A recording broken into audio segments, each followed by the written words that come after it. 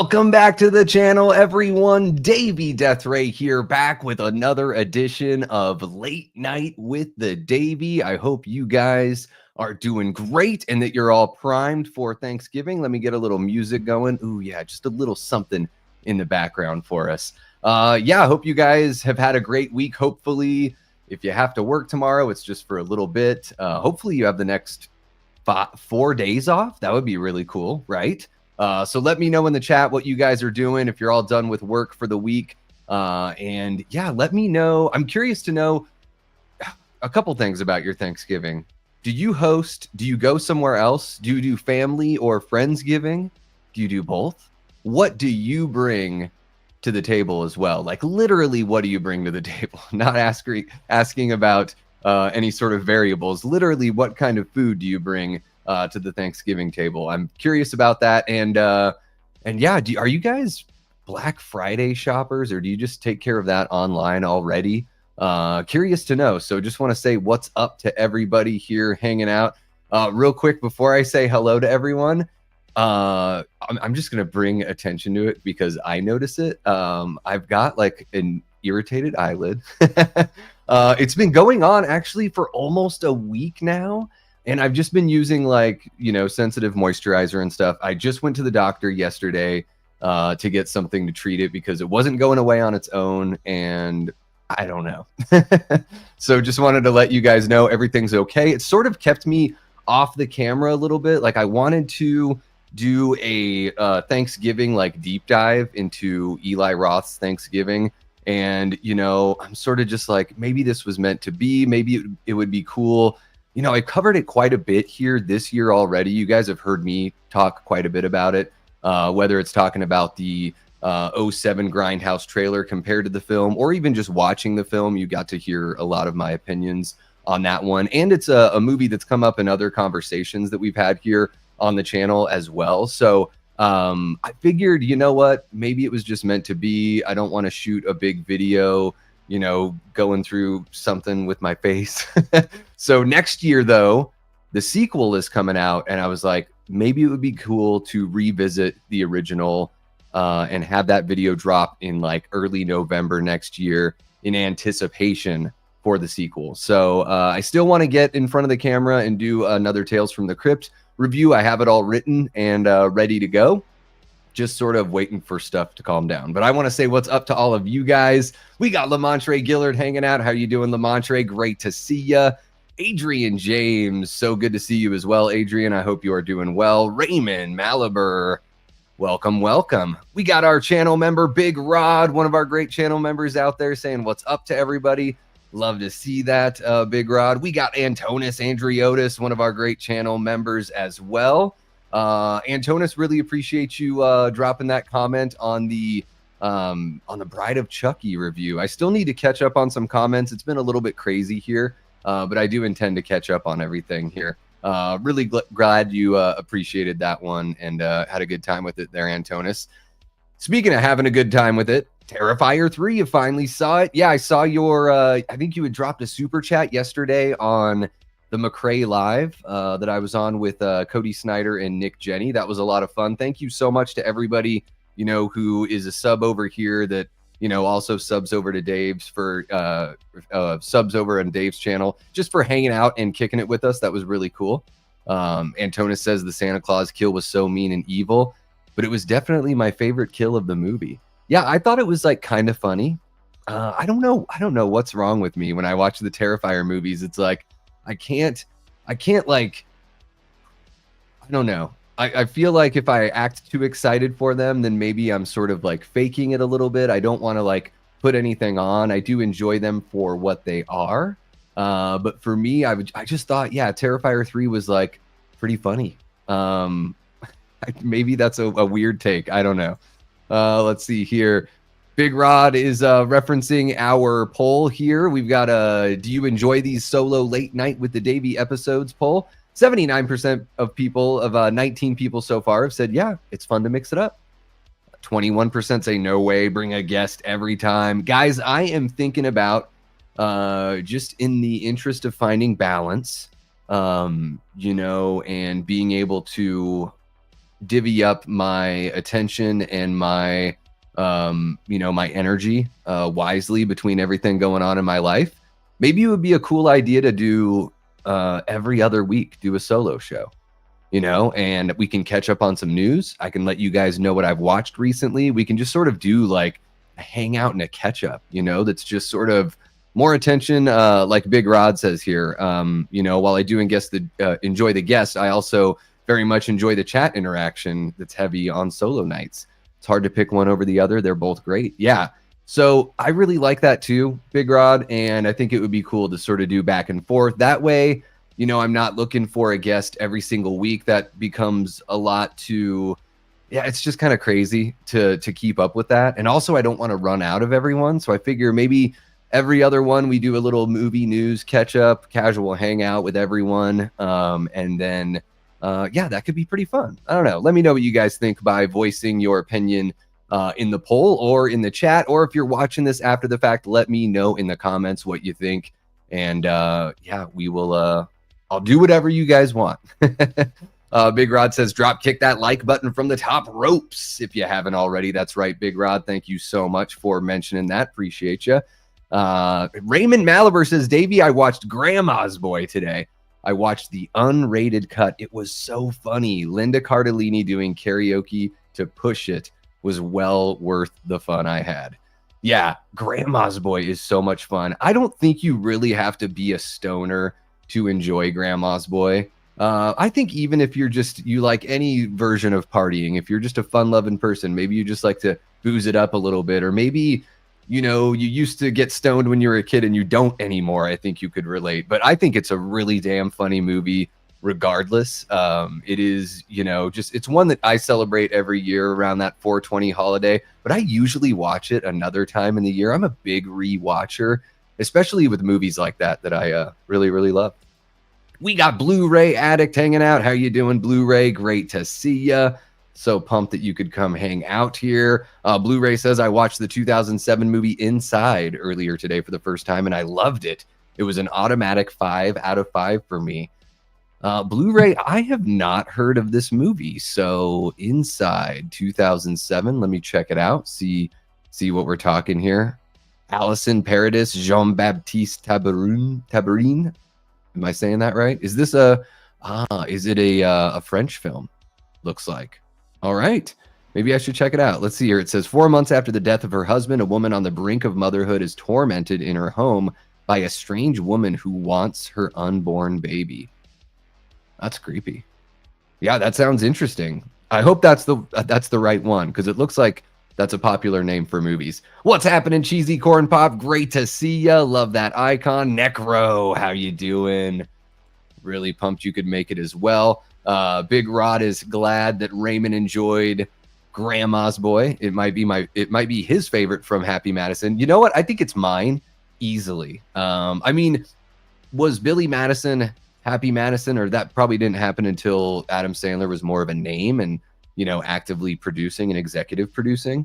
I would say like Billy Madison's probably my favorite Adam Sandler movie, but out of like that whole group of movies and guys that he took under his wing, Grandma's Boy's easily the best. What's happening, Jamie? Our original Death Squad mod. How are you doing tonight? Hope you are having a great week thus far and ready for the craziness of the holiday and all that kind of fun stuff. We got Gene Whitacombe. How you doing, Gene? Really love seeing you pop on in here. I love that wavy hand. That pink hand is really cool. I never can seem to find it when I'm putting a waving hand, but I dig that one. Is that one that's like specific to YouTube? Probably. Raymond also watched The World's End, and that was really good too. That's the one that's the Cornetto trilogy, right? That's the Simon Pegg and Edgar Wright. Is that right? Because I know there was another movie called like At World's End was the Pirates of the Caribbean. And then what was the one with like Michael Cera and all those guys that was about the end of the world? I get like all of those mixed up for some dumb reason. What's happening, Adam? Great to see ya. Hope you are doing well. Look at that smiling face there. I love that Newsies cap too. I used to have one of those and I lost it. I played a back in the day when I was in a band called Danger Death Ray. our drummer was in a fraternity from the University of Idaho. Now he had graduated and they were having like their annual party where they mix it up with like their their sorority that they're paired up with, and they hire live music. So they actually paid us to go play. And this incoming freshman at the time grabbed my hat. She thought she was being cute. She was kind of cute. She was a little cute. She grabbed my hat. I never got it back. Women, if you trust them, they'll steal whatever they can from you and run away, and you'll never see them. I don't know whatever happened to that hat, but I'm envious of yours for sure, Adam. Great to see you. Let's see here. Who else do we have? We got Ty Lee hanging out. Can't think of a movie I want to watch, so I'm here.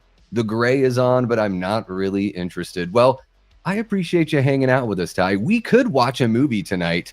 I put a poll out there earlier today, just seeing kind of what you guys were into.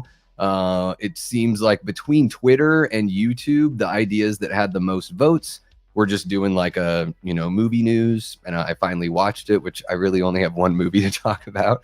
Or we could do like a watch party. So just in case, I've got Trains, Planes, and Automobiles all lined up if you guys want to get into that tonight. But I totally understand if you just want to watch it on your own tomorrow. So let me know in the chat and we can watch a movie, or we can just chat for a little bit and say goodnight. Whatever you guys want, I'm down. Antonis is going to be bringing pies to Thanksgiving this year. What kind of pies do you bring, Antonis? Pumpkin? I mean, I think pumpkin is like standard, right? But what other ones do you bring?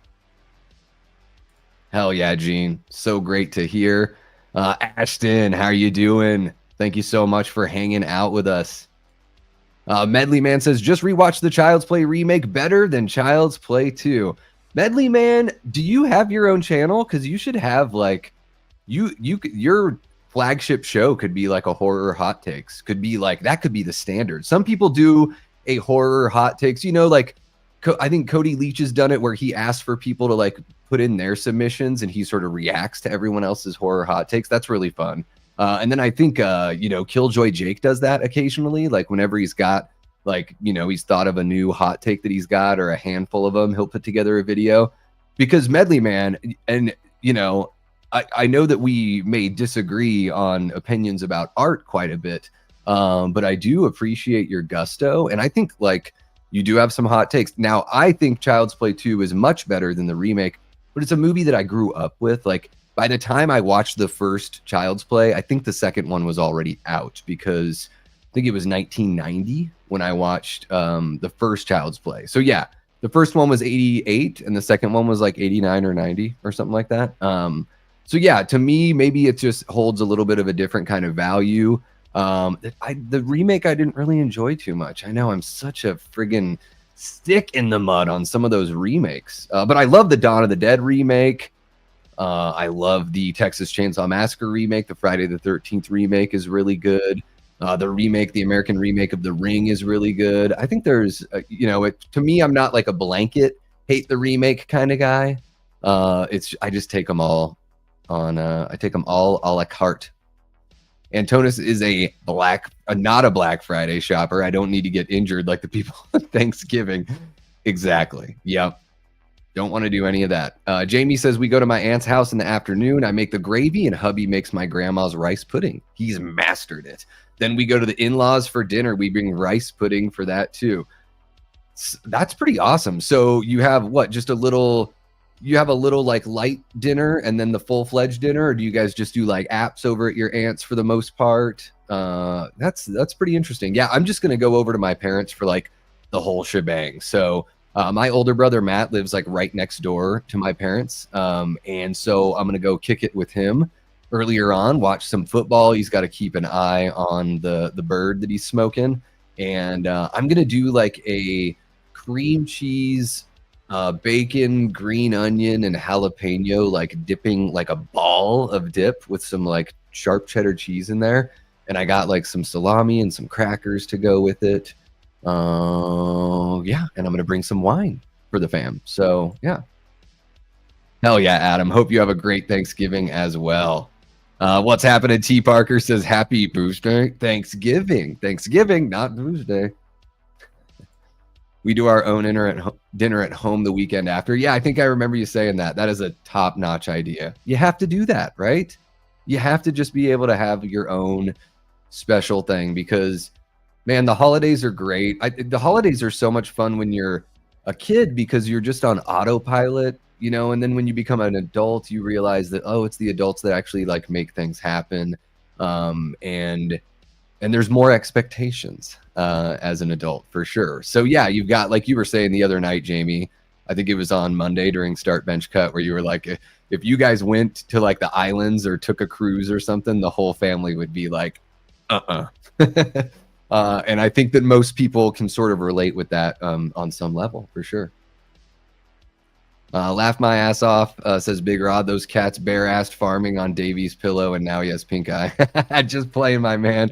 You're still looking sharp. Thank you very much. I was happy to say that it isn't that.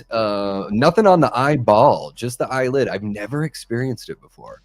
And I was like asking the doctor, I'm like, could it be stress? And he's like, well, if it looked more like eczema, then yeah, maybe it could be stress. But from what he's seeing, it's just like every now and then he said people usually get it on their scalp where it's just like a dry spot. So he just gave me this special shampoo.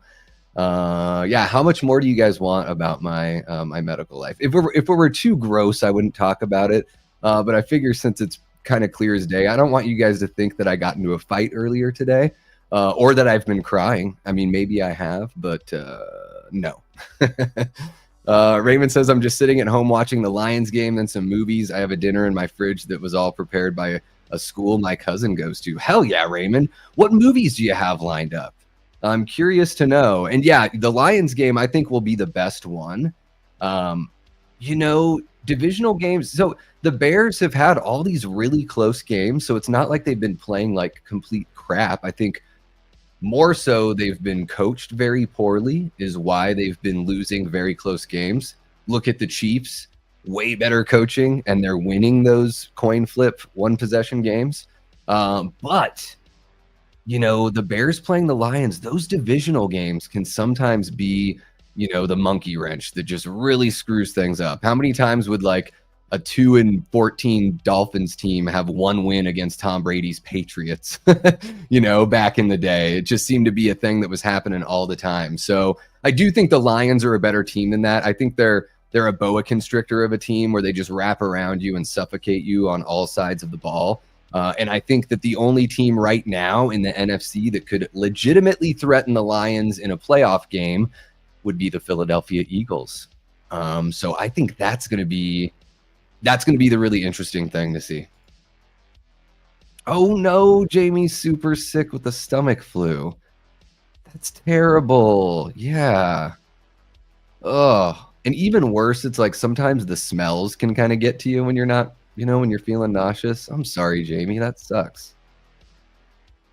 T. Parker is patiently waiting for the Terrifier 3 4K Steelbook. Are you like, is it like the meme T. Parker of Richard Brooker's Jason from Friday the 13th Part 3, where he's like, huffing and puffing at the window at the end of the movie with blood coming down his face? That's what I picture. I see that all the time on Twitter.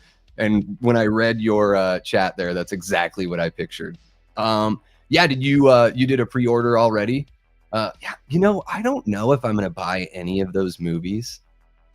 I don't know if I'll ever need to feel the hankering to put them on, but I probably will watch. I would imagine, it'll hit streaming for like right before Christmas. You'll actually be able to watch it on like Max or, one of the streaming services without having to pay extra for it. So I'll probably rewatch it right around that time.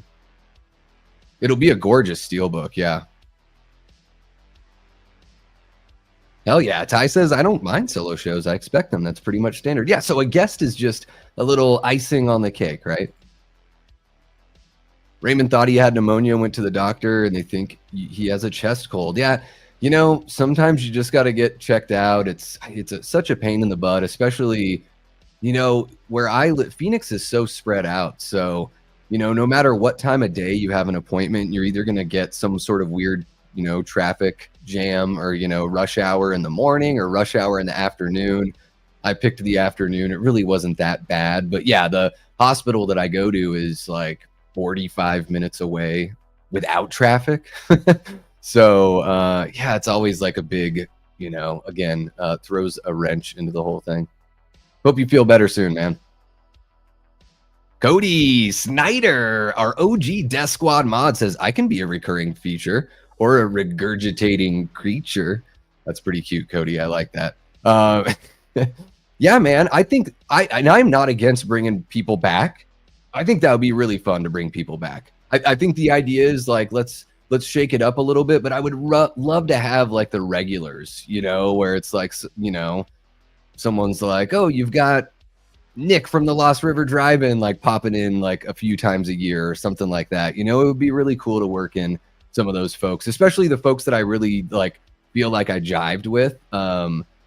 Sometimes, of course I'm not going to name names, but every now and then it just feels like it flows a little bit better. I think that's just like anything else, right? It's nothing personal. It's just the way it all goes. T. Parker says, it's funny how this time last year I had no anticipation for Terrifier 3, but now it's one of the biggest surprises of 2024 for me. T. Parker, is it your favorite film in the trilogy thus far? Kylie says, how many great channels are mostly solo? Cody Leach, McCrae, Jake, no pressure to always have guests. Correct. Yeah, totally, Ty. And, I get it. Like, I guess when I conceived the show, having like Late Night with the Davey, I conceived it as like kind of a talk show where you bring a guest on and that kind of stuff. But yeah, so that way I don't want to let people down by, they show up thinking it's going to be something and it's not really like that. I know I don't do like a comedic monologue or anything like that either.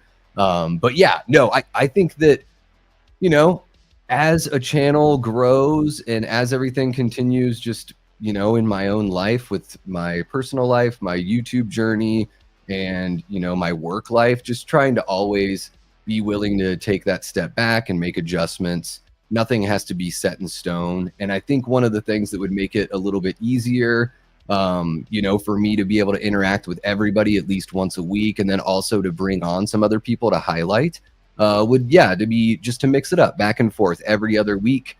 I have a guest, and every other week I'm solo, just giving you guys all the attention in the world.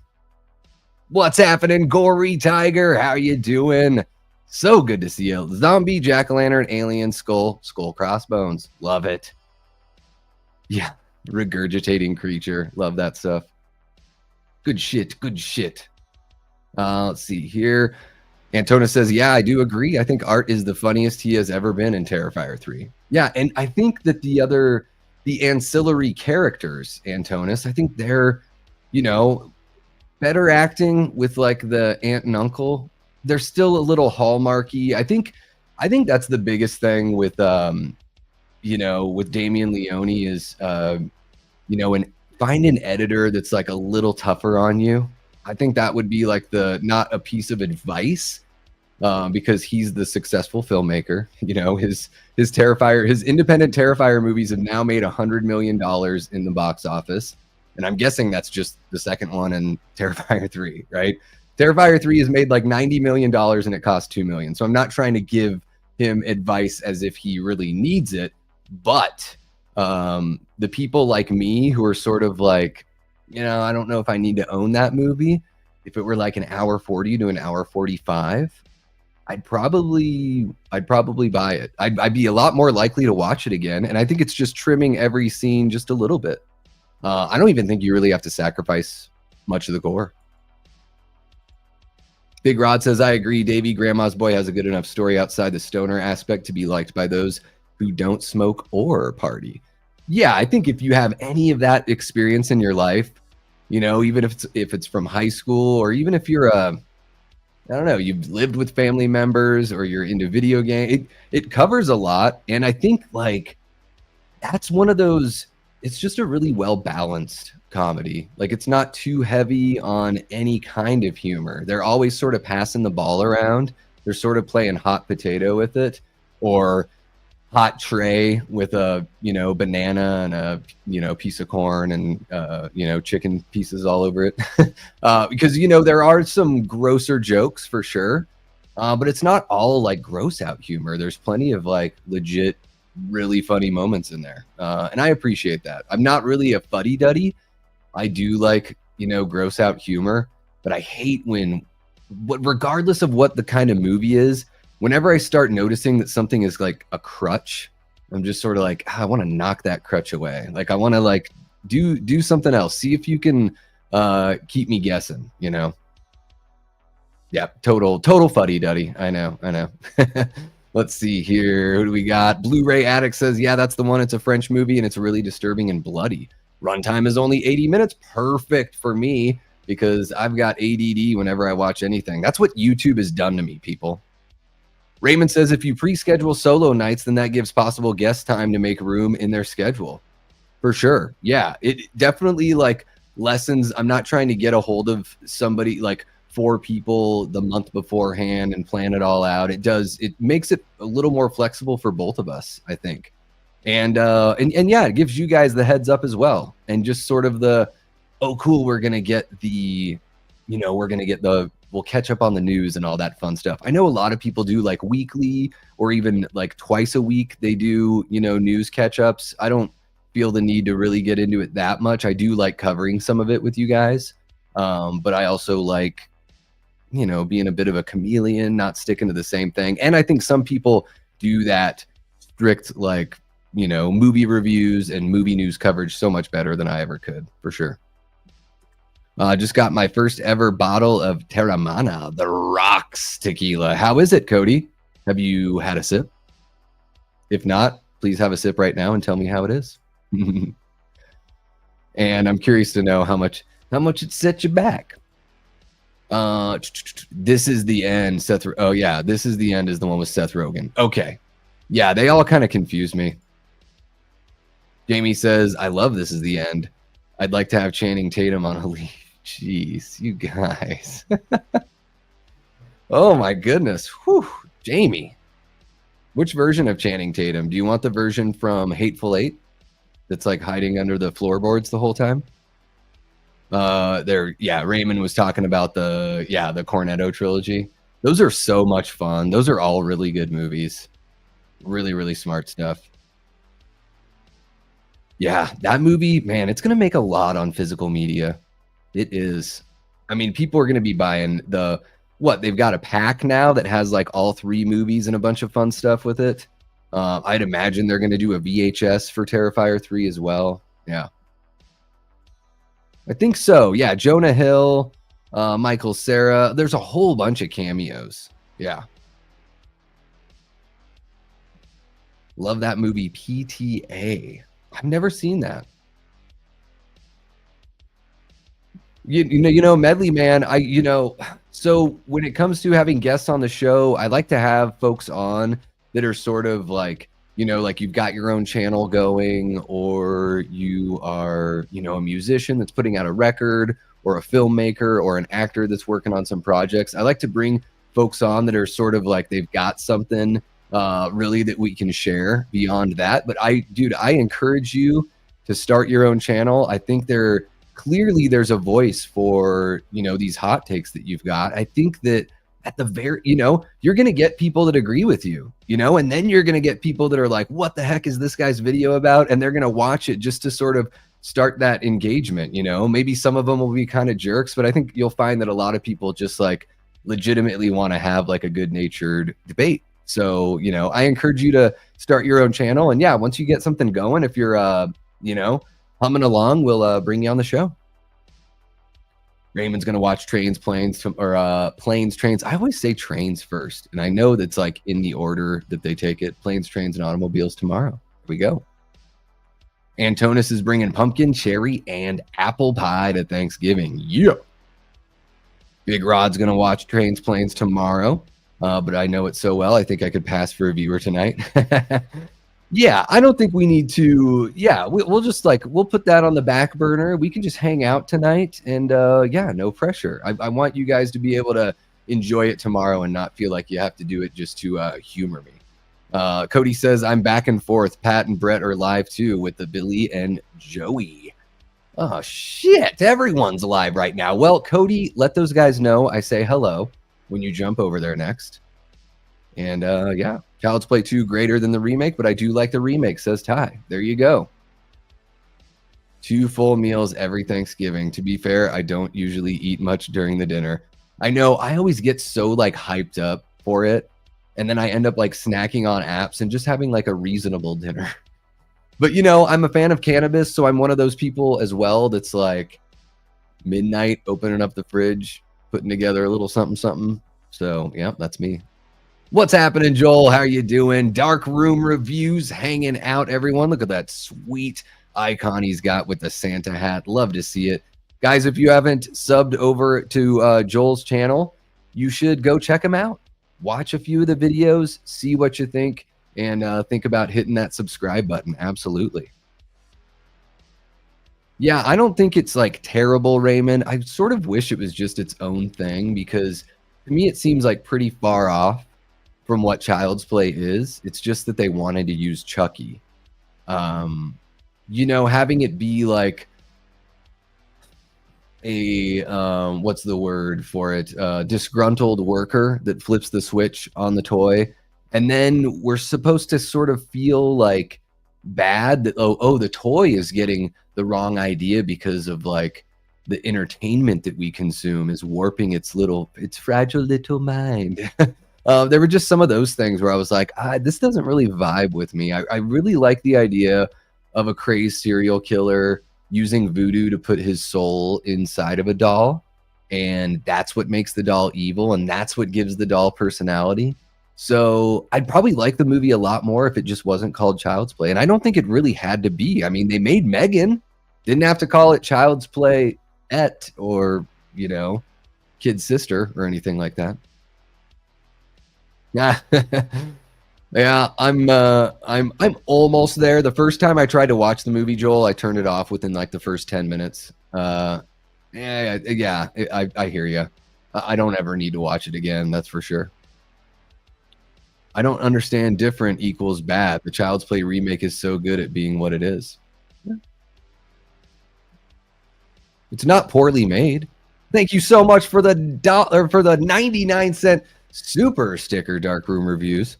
Thank you, Joel. Really appreciate that. I want to see what it is because it doesn't show me on it doesn't show me on StreamYard, but yes, it's a little bit of that face there. Pretty sweet. All right. T. Parker says, come on, tell us the real story. You got into a fight and won. How's the other guy doing? Oh, there was 6 of them. I beat them all up. Did you guys hear that story about the former NHL player? He played for the Coyotes here, and he just got into a fight I think it was last night or the night before, out in Scottsdale. Apparently, something was happening, like the restaurant staff said he was sort of like protecting them. This guy fought 6 dudes. He looks totally fine.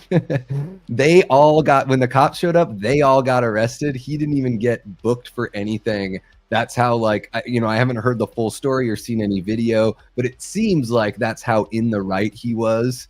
So I don't know if something was happening and he got jumped or whatever it was. Apparently he lost both of his shoes. And yeah, if you're gonna pick a fight with a stranger, like, you got to really, really hope that they're not an ex-hockey player, because that's, I don't know. Other than UFC and boxer, like, is there anyone worse to get into a fight with? I don't know. A hockey player is just gonna pull your shirt over your head and beat you until you're knocked out. So, I wish, T. Parker, I wish, but no, it's just some sort of weird thing. Gene says, a long time ago in a Thanksgiving far, far away, they used to show the movies King Kong, Son of Kong, and Mighty Joe Young. I miss that. That must have been a Thanksgiving long ago because I don't remember that. I'm trying to think of if there was ever really the only traditional thing that I'm aware of, like, from my childhood, Gene, is, of course, football, NFL football on Thanksgiving. And once I got into Mystery Science Theater, I was about like 13 or so when I got into that show. So that was like 1995, something like that. Mystery Science Theater would do something like called a Turkey Day Marathon, where they would show a whole bunch of episodes on Comedy Central, and they would do they would shoot unique skits to put in between. So they would have like sort of like a show running intermittently between the episodes. And they've still been doing that. I think they're doing it on YouTube this year. So it's something that Mystery Science Theater has kept on going. I know that's really niche, definitely not as popular as King Kong. But yes, something from my childhood that I remember. Oh my gosh, DeVito and Rush are going to throw. DeVito is not going to play. It's going to be Drew Lock. DeVito has a forearm issue and didn't travel with the team, although I think he's traveling there after the team. But man, I tell you what, I wish I said it yesterday when we were live, because I called Danny Dimes going to Minnesota. So when Daniel Jones was cleared of waivers and everything, I was like, Minnesota is the perfect place for him to go, because they're pretty much guaranteed to make the playoffs. But their next best quarterback had season-ending surgery. And Sam Darnold, like, you just never know. I mean, he's playing great, right? But like one hit can change everything. So I was sitting there thinking, well, that wouldn't be that big of a risk for the Vikings. Like, they probably won't need him. They have a really good defense. They can turn the ball over. Yeah, maybe it's not so bad, you know? Good for him. Trains, planes, and automobiles, and then Thanksgiving. I think it's a staple to watch on the day. Hell yeah. I'm going to bring my copy of Thanksgiving over when I visit my family, because if my brother hasn't seen it yet, I'm going to try to talk him into watching it after dinner. Lions Steelers in the Super Bowl is what Joel wants. Interesting. I think that, I don't know why I have the feeling that it's going to be Eagles Bills. I've got a feeling. But Kate, my wife, is a massive Lions fan, and I'm certainly rooting for the Lions. I'm a Washington fan, so I'm not rooting for the Eagles. I just have to, you know, I'm just feeling something. They have a very, very pesky defense, and Saquon Barkley is insane. Lee good. T. Parker, the other guy, looks like me when I wake up in the morning. Oh gosh, come on, Ashton. If you think I have hot takes, wait till you hear what I have to say about Resident Evil 6. God, I wish it were more like Resident Evil 4. Yeah. Resident Evil 6 is up there with Resident Evil 3 and 7 to me. None of them are as good as 4. That's the thing, is Resident Evil 4 is like the greatest video game of all time. Starting to feel better. Yesterday was the worst. Hubby's going to take over making the gravy. Yeah. Safety first for sure. Hopefully the heat index on the gravy makes it to where no bacteria can grow. And yeah, sometimes it's like that, right, Jamie? It's like, you know, you have to have a fever break before you feel better. And usually that means it gets to its worst spot. Usually that's how it is with, sickness. It's like you have that really terrible night of sleep. And then by the next evening, you start to feel a little bit better. Yeah. What's happening, DA Max? So great to see you. One of our great channel members. Thank you so much for kicking it with us. All the network late night shows have recurring guests. Yeah, even Saturday Night Live does recurring guests. T. Parker says, yes, my ranking of the Terrifier films are 3, 1, and 2. 2 is just too long and has bad pacing. That's fair enough. You know, maybe I need to watch the original again, T. Parker. It just doesn't have a story. It's sort of like a movie that I'm going to talk about later on tonight. I did finally watch In a Violent Nature. So if you guys stick around, I'll give you a little live review of In a Violent Nature. And, we'll just break down the categories like I did for Terrifier 3. I'll be a little bit quicker with it, and then we can kind of have a chat if you guys want to. Big Rod says, I still need to watch Late Night with the Devil. I'm a slacker. No worries, Big Rod. I really enjoy it. Really don't want to overhype things. Speaking of overhyping things, that's going to be one of the topics on the 5 horror movie trends that need to die in 2024. That is the name of this video. I wonder if I should jump into that and take care of that right now. I don't know. But yeah, I really enjoy it. I think it's got some very strong performances. I love the concept of it. And I think it's one of those movies that it's not just about the concept, because David Dastmalchian puts in a transformative performance, in my opinion. I think he as somebody that grew up at the end of like the great talk show era, like Carson was still on when I was a kid, and Letterman was, really great. Jay wasn't terrible at that point. Early Conan, early to mid Conan was really good. So, I really feel like Dasmalchian nailed the role and the feel and just that like wholesome but really funny, and you could tell it was like a calculated performance, but that's what being a talk show host is, right? That's the whole charm of a talk show host, is it comes off as, no big deal at all. But those are some of the most like laser focused, read anything you can about the way those guys are, behind the scenes. It's all a bunch of work and preparation goes into making it look like it's easy when you're on camera, and it can get volatile behind the scenes. Oh, well, that's the problem, Raymond. That's like me with this show, right? I'm editing myself and there's no fucking filter and no goddamn edit. I just keep on going forever and ever. That's why whenever I put out the Tales from the Crypt reviews, I'm like, gosh, it's only like 6 minutes long, or it's only 7 minutes long. And it's like, that's fine. Somebody can like listen to that when they're doing part of their routine in the morning. It doesn't need to be this like blah, blah, blah kind of thing. I think I talked for like 25 minutes about Terrifier 3 on that review. And that live stream did really, really well. I know I already thanked you guys for it, but really appreciate you guys, humming along with me on that. That one just may reach 1,000 views, which for a live stream for somebody of my caliber is really good stuff. Yeah. Yeah, I think his writings, I think the breadcrumbs are getting great, Ty. I would say my challenge to Damien is wrap it up, like one more movie, because it's starting to seem like you've got little breadcrumbs and stuff, but you're not really answering too many questions. Like it's getting to be a little bit too J.J. Abramsy, where it's like the mystery box is great as long as there is an end in sight, and as long as like some of the stuff gets explained, right? Real ones know Sienna's uncle is Detective Wilden from Pretty Little Liars, but in Terrifier 3, he's likable. Yeah, that's funny. I've seen some of those Pretty Little Liar episodes with Kate, but I haven't seen the whole thing. T. Parker, I think we talked about this last time, or at least talked about PLL last time. But yeah, he's okay. The acting is much better in Terrifier 3 than it was in Terrifier 2. I would say, like, especially the girl that does the podcast, the couple that are in the shower scene, I found them to be pretty charming.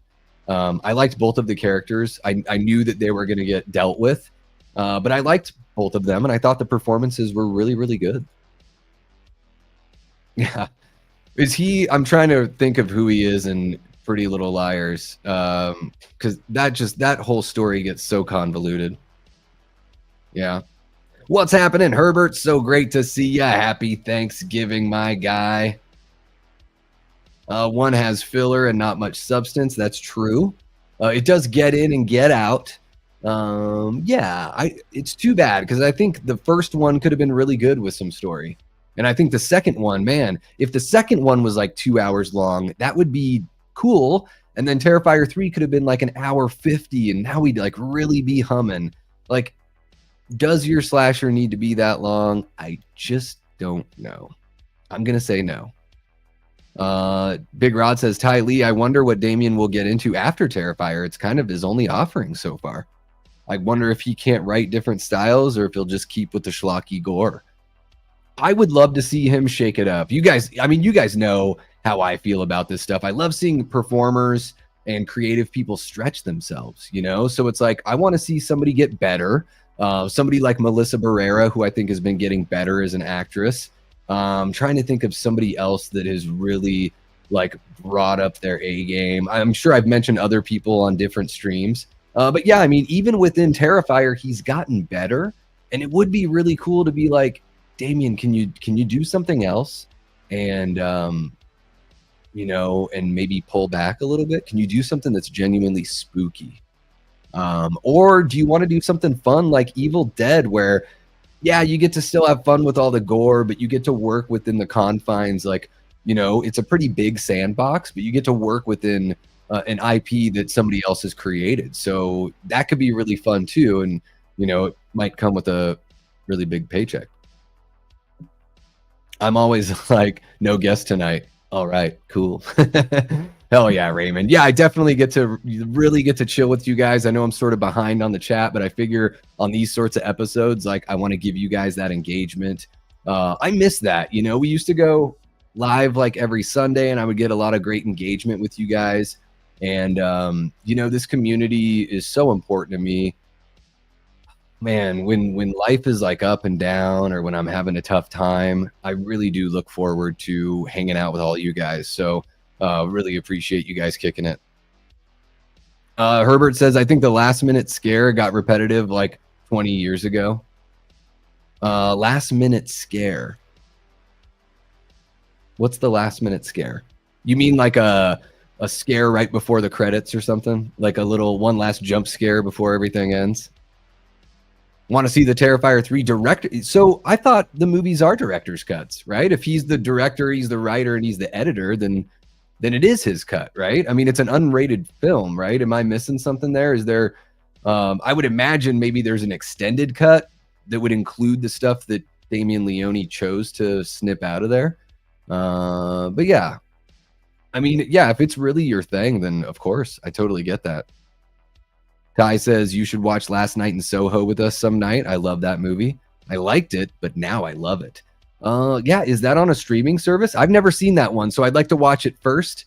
And then I could, watch it first and then, kick it with you guys and watch it here with you. You should, Medley Man. You should. Boom, Media Man. There you go. Yeah, I'd have to do that for sure. I'll never do that again. After watching Demons with you guys for the first time, it took me like a couple months to like finally sit down and watch it again. And I was like, I should have done this the other way around. It was worth trying to do a first time watch with you guys, but I'm just so into giving you guys that attention that I couldn't give the movie that attention. Excited for a day of food and football, then a late night watch of Thanksgiving. Hell yeah, DA Mac. I'm going to do the same damn thing. There you go, Blu-ray. Blu-ray's got it figured out. Just call it Buddy. Booty. Late night with the Davy, says Prince. More like late night with the turkey. Gobble, gobble. Right? Something like that. Hell yeah. Thank you, Cody. Child's Play remake is good, but it shouldn't have been a Child's Play movie. All right. Most everyone is on that page. Yeah, Chucky and Child's Play took center stage in the early 90s when Freddy and the Nightmare on Elm Street franchise had run its course. Yeah, he's definitely the killer with personality, slasher with personality for sure. Sometimes, but when they call it Child's Play, you have to talk about it within that context, right? There you go. Jamie says, I thought the Child's Play remake was pretty good. Bought it on accident and was pleasantly surprised. Yeah, I don't think there were like bad performances and it didn't look bad or anything like that. I think it's just the conceit of it. The story wasn't really my thing. I'm going to have a sip of I have a little spiced apple fizzy water and a little bullet here. So cheers to you guys. Looks like apple juice, right? Mm-hmm. Not so bad. Maybe a little stiff. I'm going to pour more fizzy in there. There you go. All right. T. Parker says, dare I say Child's Play 2019 is my favorite horror remake, and it did the AI evil doll better than Megan. I've yet to see Megan. I don't think I'm really interested in watching it. Prince said, I watched Tower Heist for Thanksgiving, one of Ben Stiller's best. I've never seen Tower Heist. I think I remember hearing about it when it came out. But I can't, Medley Man, because they called it Child's Play. Yeah, definitely don't fight professional athletes. Not a good idea. He was an enforcer type. His role was fighting. Even dumber to get into a fight with him then, right? Blu-ray Addict says, I watched season 1 of Cruel Intentions on Amazon Prime a few days ago, and it was pretty bad. Nowhere near as good as the movie. Yeah, which is a remake of like Dangerous Liaisons, right? Pretty much on par with Friday the 13th and Texas Chainsaw.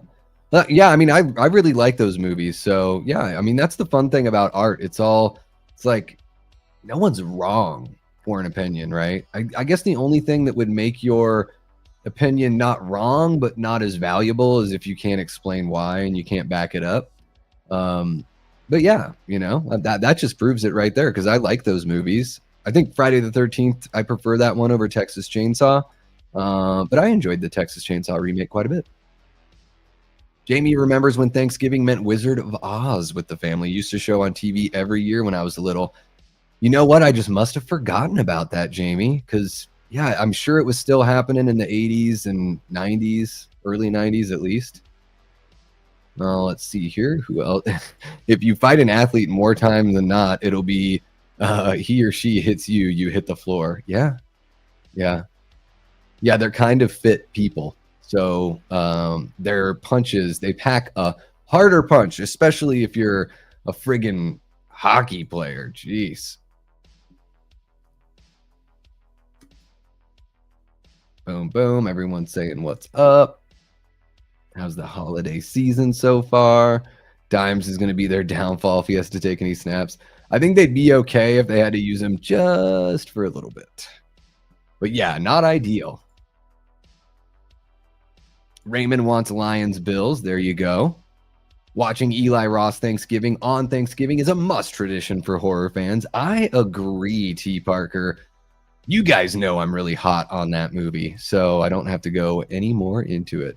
What's happening, Mel? So great to see you. Hope you're having an awesome week, and hope you got something fun planned for Thanksgiving tomorrow. Let us know what you're going to do. Do you watch football?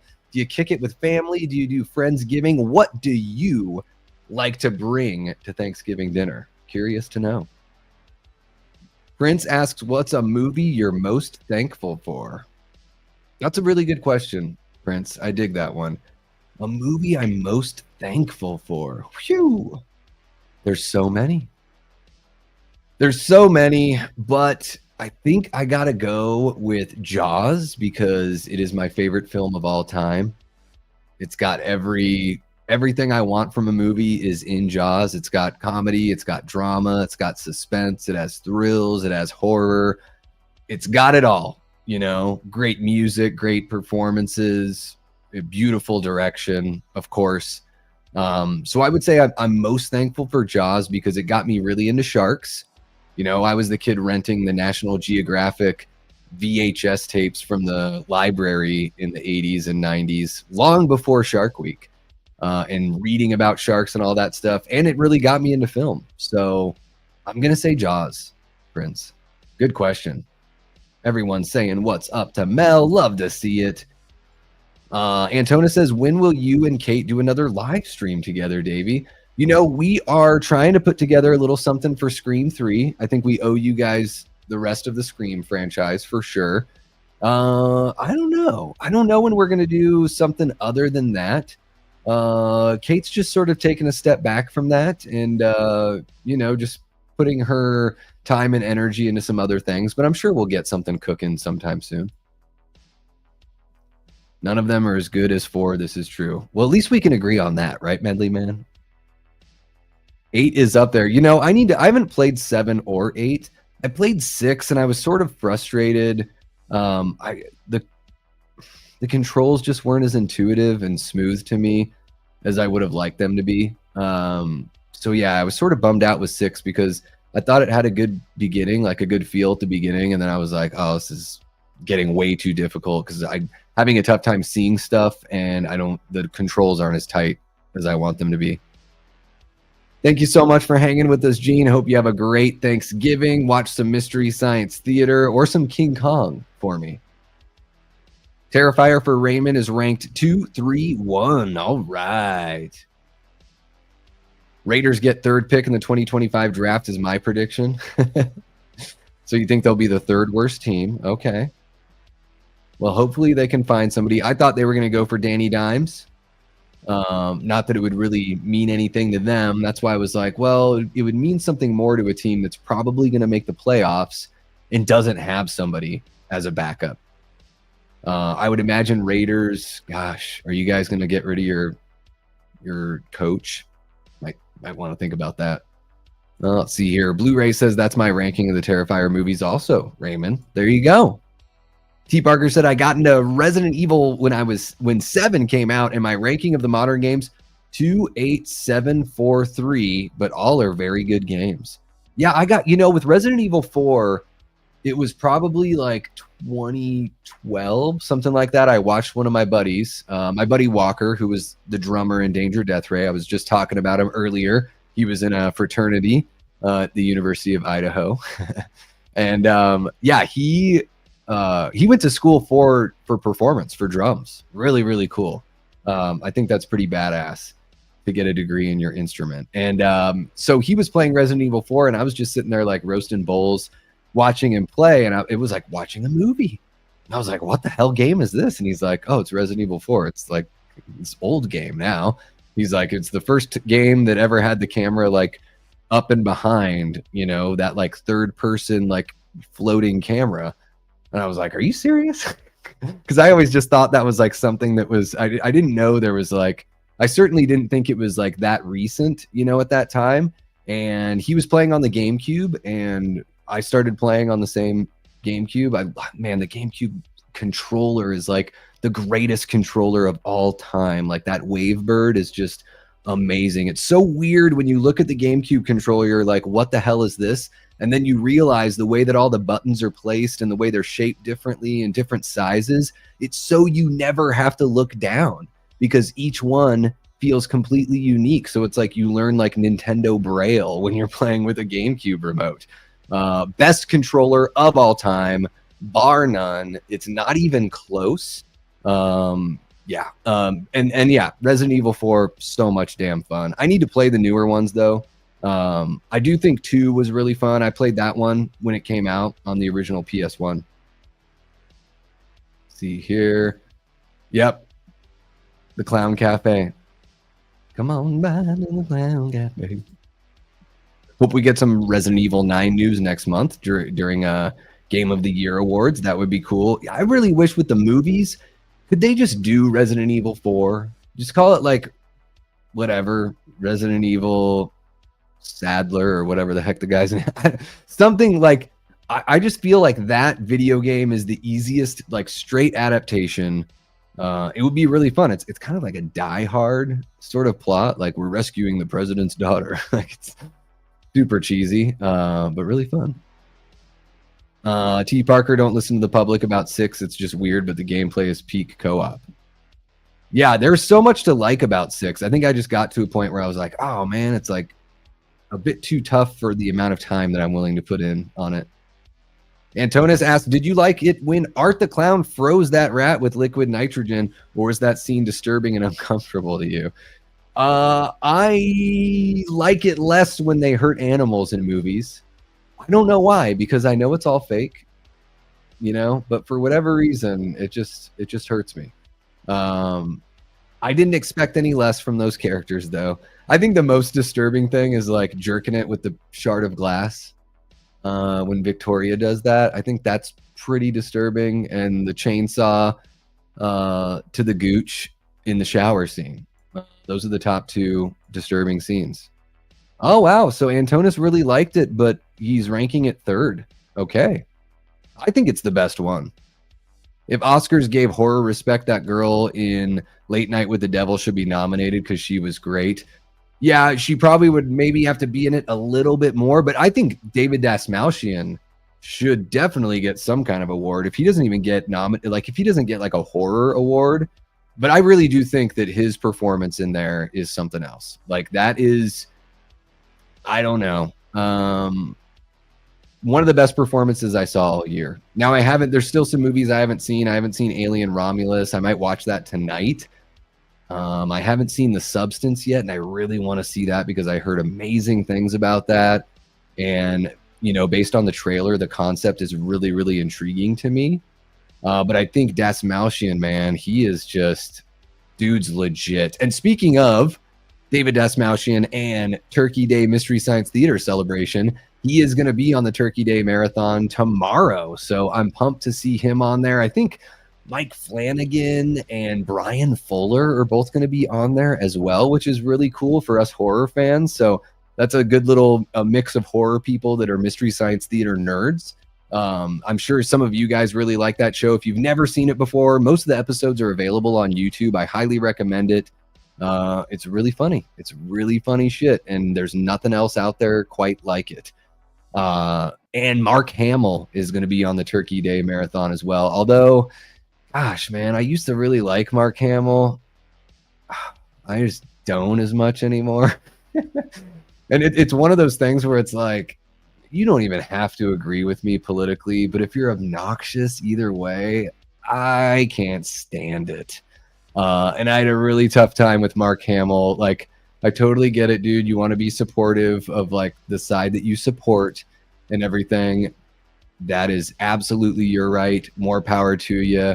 Of course, you should be able to use, speak your mind and use your voice. But if you really think that Biden is the greatest president of all time, then I think that you're a liar. Because I think that's like, oh gosh, I mean, come on. There's one of them's got to be better than him, right? One of them out of all of them. Like, you think he's better than JFK? I guess maybe JFK wasn't that great. I don't know. Not going to get into a whole thing about it, but it's one of those things where it's like, man, even the most ardent supporter should be able to take a sobering look at something and be like, yeah, that guy wasn't the greatest, Hello. That would be like Republicans saying Nixon was the greatest president of all time. I don't think anyone would say that. Herbert says, I watch Tales from the Crypt on HBO every Sunday night from 90 to 96. Love that show, Herbert.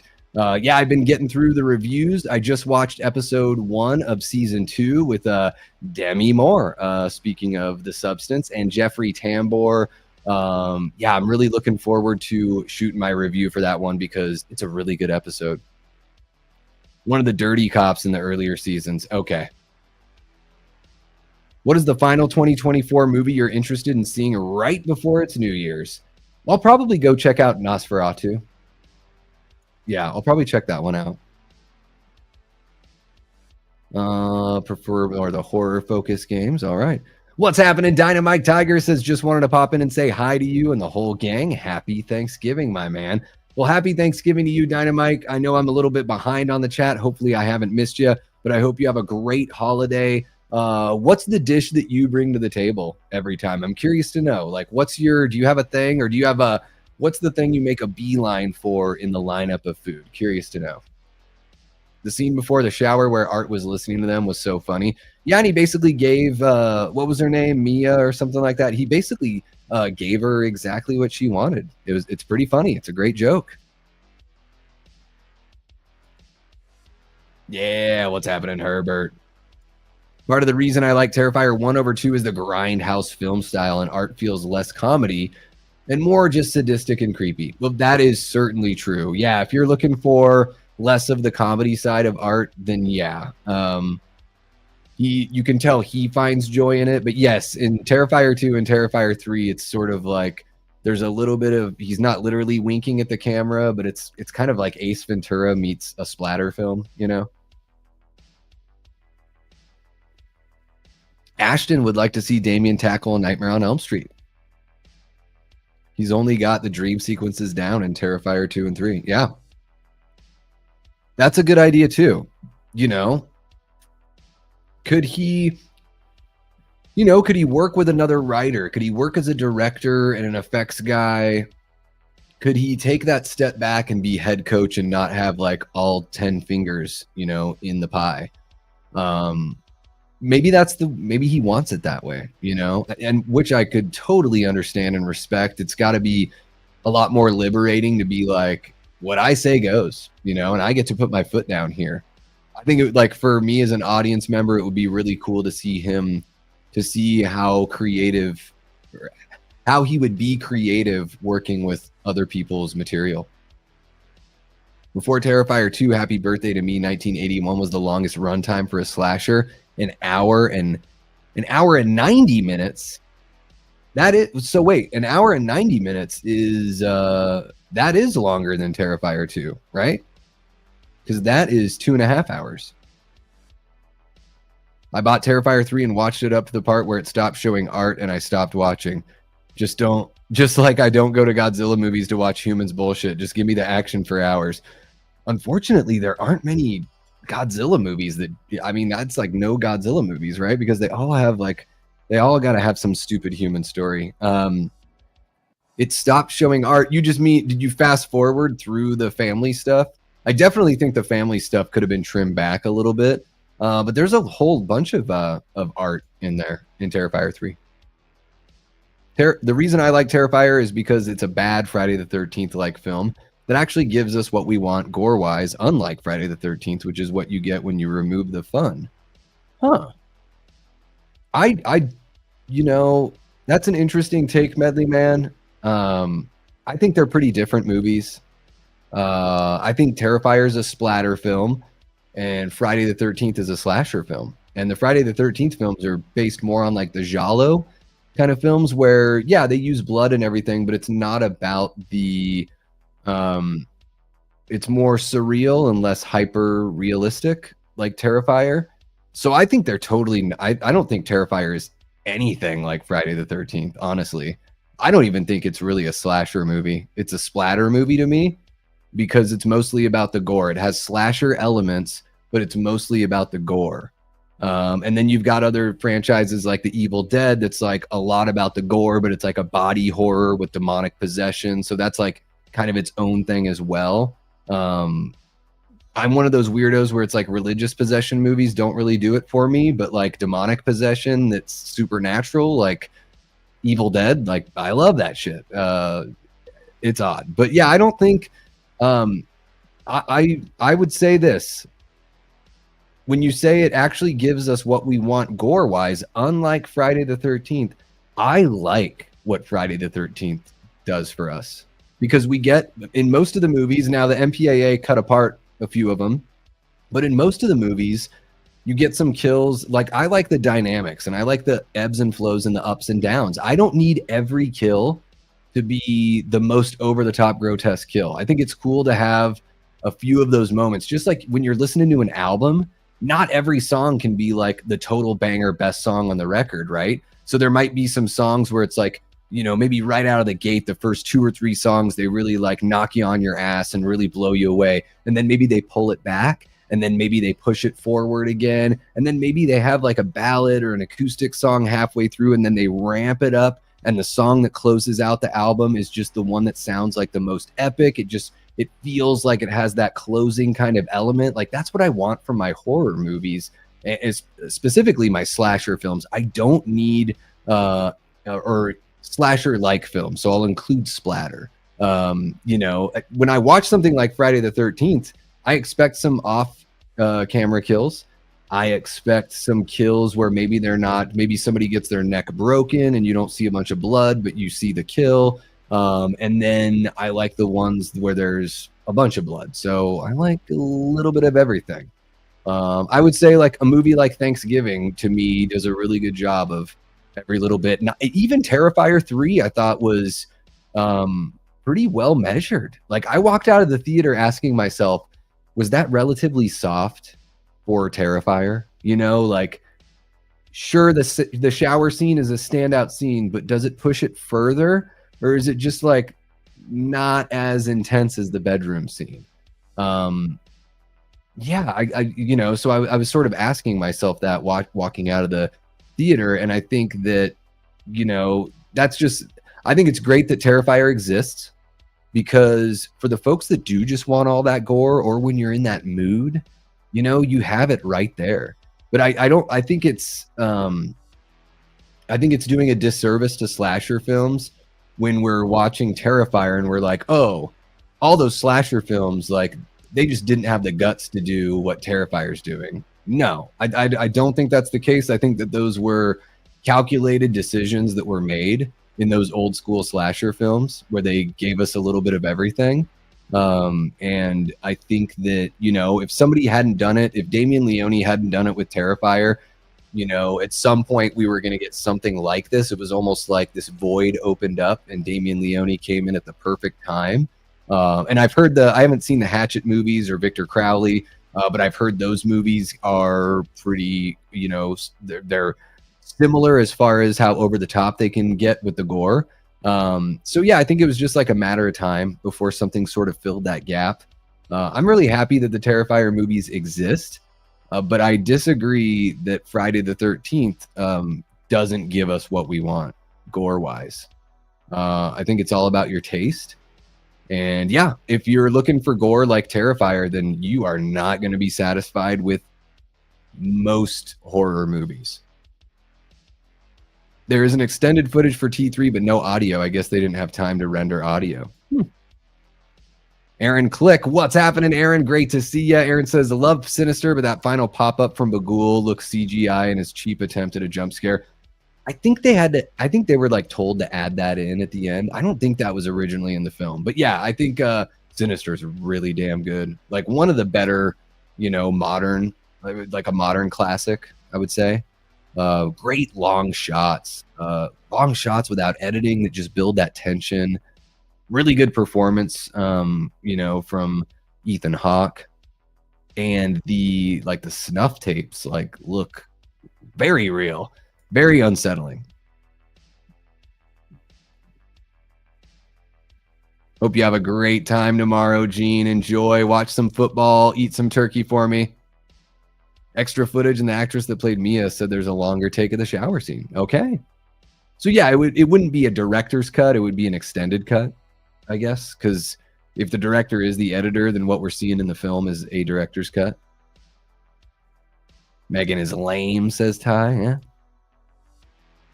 Drinking a glass of it is it's Bullet. It's the bourbon with apple. Yeah, it's not all whiskey, I promise. Apple. I got a Waterloo, spiced apple Waterloo. So let me take a little sip here. What kind of pie do I usually eat on Thanksgiving? Man, I am a pumpkin pie slut, Antonis. I don't mind. Like cherry pie is okay, apple pie is okay. If it's a la mode, if you have a scoop of, French vanilla ice cream or something with it, it's good. I like the smooth filling pies more than I like the chunky fruit pies.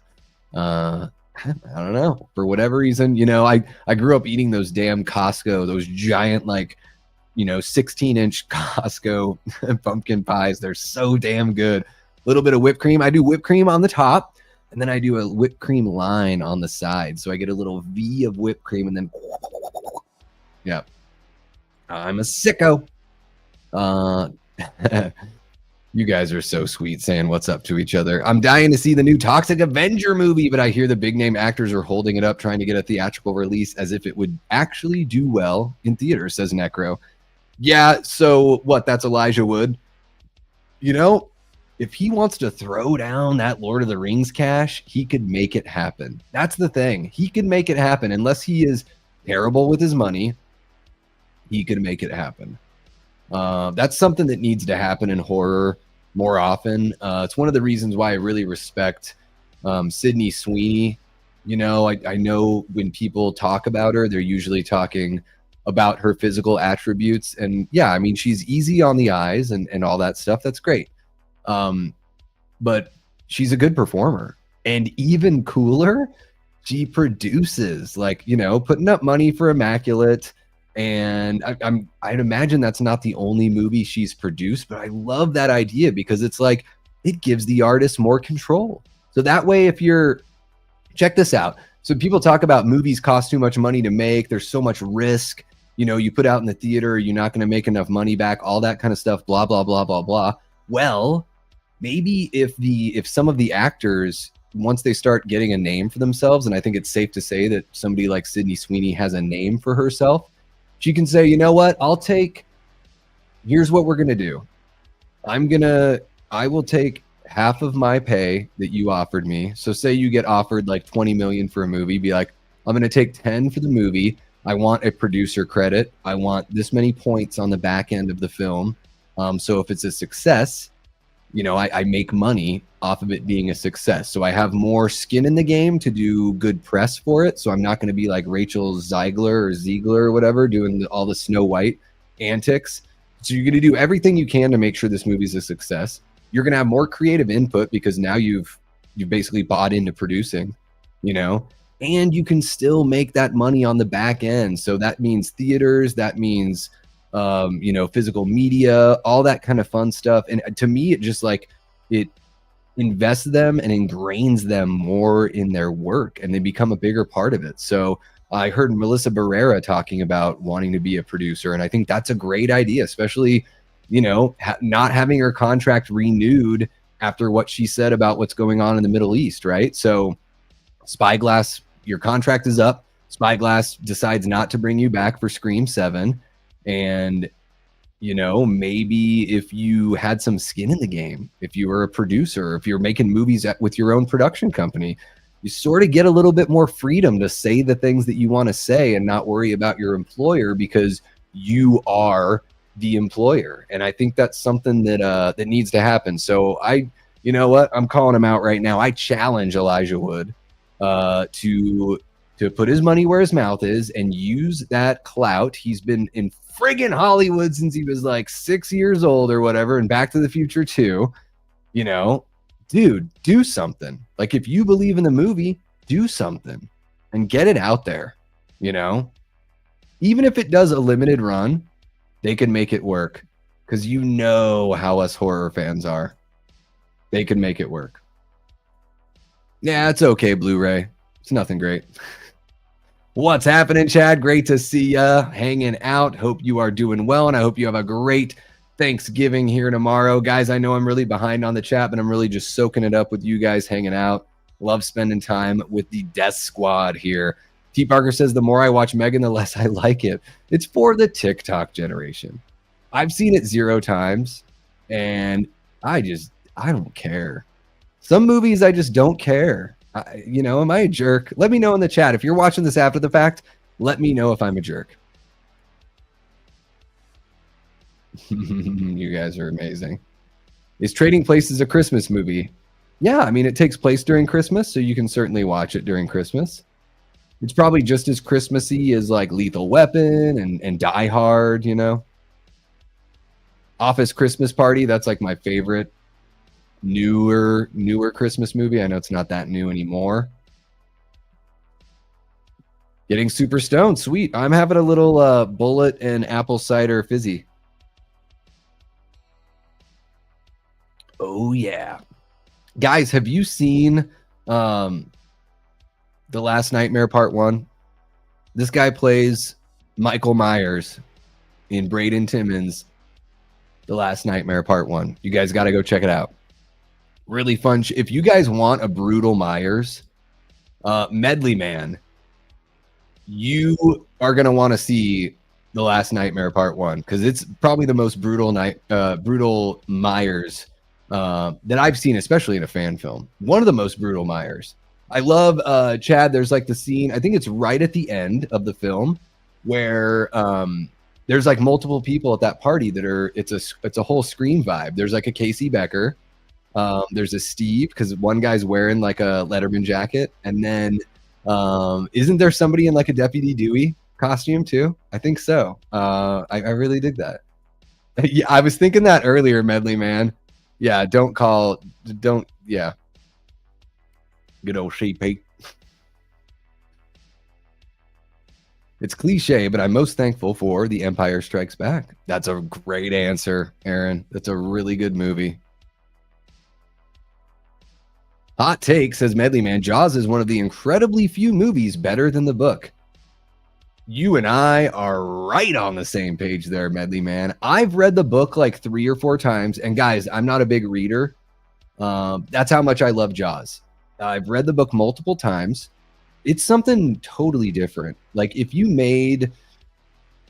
wanted to adapt the book, you'd probably have to do like a mini series, because in the book they go out to sea and come back like multiple times. Whereas in the movie, that I think they go out for, it's basically like a day, a night, and a day is pretty much how it wraps up. Is that right? I think it's just one night that they're out there. But yeah, they just stay out.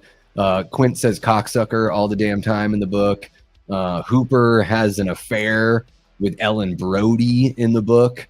The mayor is, you know, it's very, so you know how the Mayor Vaughn in the movie is acting really nervous about everything, but in the book it's very like plainly stated that he owes the mob money and he's going to take kickbacks from the summer business to pay off the mob. So he's worried about getting his legs broken or worse, and that's part of the motivation for keeping the beach open. So there's all these different layers there. But man, the opening of the book is just like the opening of the movie. It's some of the best writing, descriptive writing I've ever read. Peter Benchley knocked it out of the park. But yes, I think the movie is far better. I think, you know, this might be a hot take too, Medley Man. I think Fight Club, I've read that book and it's a great book. It is really, really good. I think the movie's a little bit better. And I think the movie's better because I just think a piece like that, something that's as punk rock as Fight Club, needs to be experienced with like visuals and sound. Like it needs to be like a record like that you listen to, or you know, a film that you watch. And it's, I'm so happy that it was made as well as it was, because I think that's another example of a movie that's better than the book. Dynamite Tiger says, I think Jake Paul will be fighting a turkey on Thanksgiving. You know what, Dynamite? I wish that Mike Tyson, the version of Mike Tyson that I got to fight in Mike Tyson's Punch Out, was the version that Jake Paul got to fight. Because seriously, like if you guys have, you know, I've beaten that game like 1 or 2 times when I was a kid. And it's basically like you have to get through almost the whole first round. You can't even really throw a punch. You just have to dodge uppercuts, and then it's like halfway through he starts throwing jabs. I think it's like 2 jabs will knock you down, but at that point you can finally start doing some damage. So you can't even really, you have to go like the full 3 rounds against Mike to win. And I think I know one of the times that I beat Mike, it was by decision. I wasn't even able to like knock him out. I mean, of course I knocked him down because I won by decision, but I wish I got to fight that version, the Jake Paul version. What's happening? Carbonite Dreams says, hey, Davey in chat, got 3 movies in today. Thanksgiving, Planes, Trains, and Automobiles, and Dutch. Those are great Thanksgiving picks, Carbonite. Yeah, Dutch is one of those that gets forgotten. Ed O'Neill, Ethan Embry. It's a little bit more like there's comedic moments. It's sort of like dark comedy moments, but there is some real shit going on in Dutch. But it's a really good movie. I haven't seen it in quite a while, but another great, what is it, late 80s, you know, maybe very early 90s, because I think Ed O'Neill had just popped off with, you know, with Married with Children at that point. Chad says, Scream 3 is so underrated. It has issues, but still. I agree. Chad. I think Scream 3... you know, out of the first 4, it's probably my least favorite. I would go, if you watch my Scream ranking, I think it's, you know, Scream 4, Scream 2, Scream 3, and then Scream 5 and 6. But I think Scream 3, like, Roman is really growing on me as a ghost face. I really love the moments that Roman has with Sydney at the end. I think there's some really good shit going on there, for sure. And I love Patrick Dempsey. I love him. What's happening, Leanna? How you doing? Says happy Thanksgiving Eve, everyone. Happy Thanksgiving Eve to you as well. I hope you are rocking right along this week. And do you have the whole rest of the week off, Leanna? Let me know. What's your favorite thing to cook? I'm kind of surprised that I'm not seeing Allie Girl in the chat yet, because I saw that she got her cranberry Sprite and rum. She has like some passion fruit rum. So I thought she was going to be jumping into the show, sort of bragging about her sweet little cranberry boozy drink. And everyone's saying what's up to Leanna. Love seeing it. T. Parker, you are right. Scream 3's 25th anniversary right around the corner. We do have the best tigers, Dynamite. YouTube life isn't for everyone, but I think I can speak for all. The chat, the Death Squad says, "What's up, Kate?" I really appreciate that. I will pass that on for sure, Big Rod. I know I'm really far behind in the chat. Maybe I got to catch up a little bit. I think the Raiders will draft Shadur. Will Dion let that happen? Blu-ray asks, do you have a favorite Thanksgiving themed episode from a sitcom? I like there's like a couple That 70s Shows Thanksgiving episodes that are really good. We've watched a couple of the Home Improvement, the one where the family goes to the Lions game at the Silverdome, and Alex Rocco and Rodney Dangerfield are they guest on the episode. That's a really good one. Yeah. Thankful for anti-nausea pills. You gotta rally tomorrow, Jamie. You gotta. Davey, RE7 is freaking scary as heck. It's like being thrown into a Texas Chainsaw movie. Yeah, and that's one of the ones they did in like VR, right? Yeah, that one looks really scary. This place just got dosed with some Chadness. Oh, yeah. PlayStation guy, so DualSense controller is the best. Nothing beats the GameCube, though, you know? The Resident Evil movies need to blend some herbs, find some damn ink ribbons and typewriters before I revisit. Yeah, that would be pretty cool to see that, huh? To see that the blended herb, the green herb with the red herb, you know, you got to refill that whole health. Green, red, and yellow, and you get to increase your health. Good shit. I think I'm gonna end up playing Resident Evil 4 after this stream. In fact, I'm gonna go right now. See you guys. I kid. Come on. Substance is T. Parker's favorite horror film of the year. Yeah, guys, let's get into a couple of the topics here. I've been talking for an hour and a half about nothing. I mean, really just hanging out with you guys. So let's see here. Gosh, I was going to do horror movie news. You guys even, you know, really all I wanted to talk about is this stupid Popeye thing, pretty much. There's a couple things I want to talk about. I'm going to cook through a couple things. I hope you guys are cool with that. I want to make sure I'm not missing anybody else. I'm going to sort of fast forward through the chat. My wife makes a killer dessert, blueberry salad. I always get her to make a whole extra one for me. Hell yeah. Do you guys do real cranberry sauce?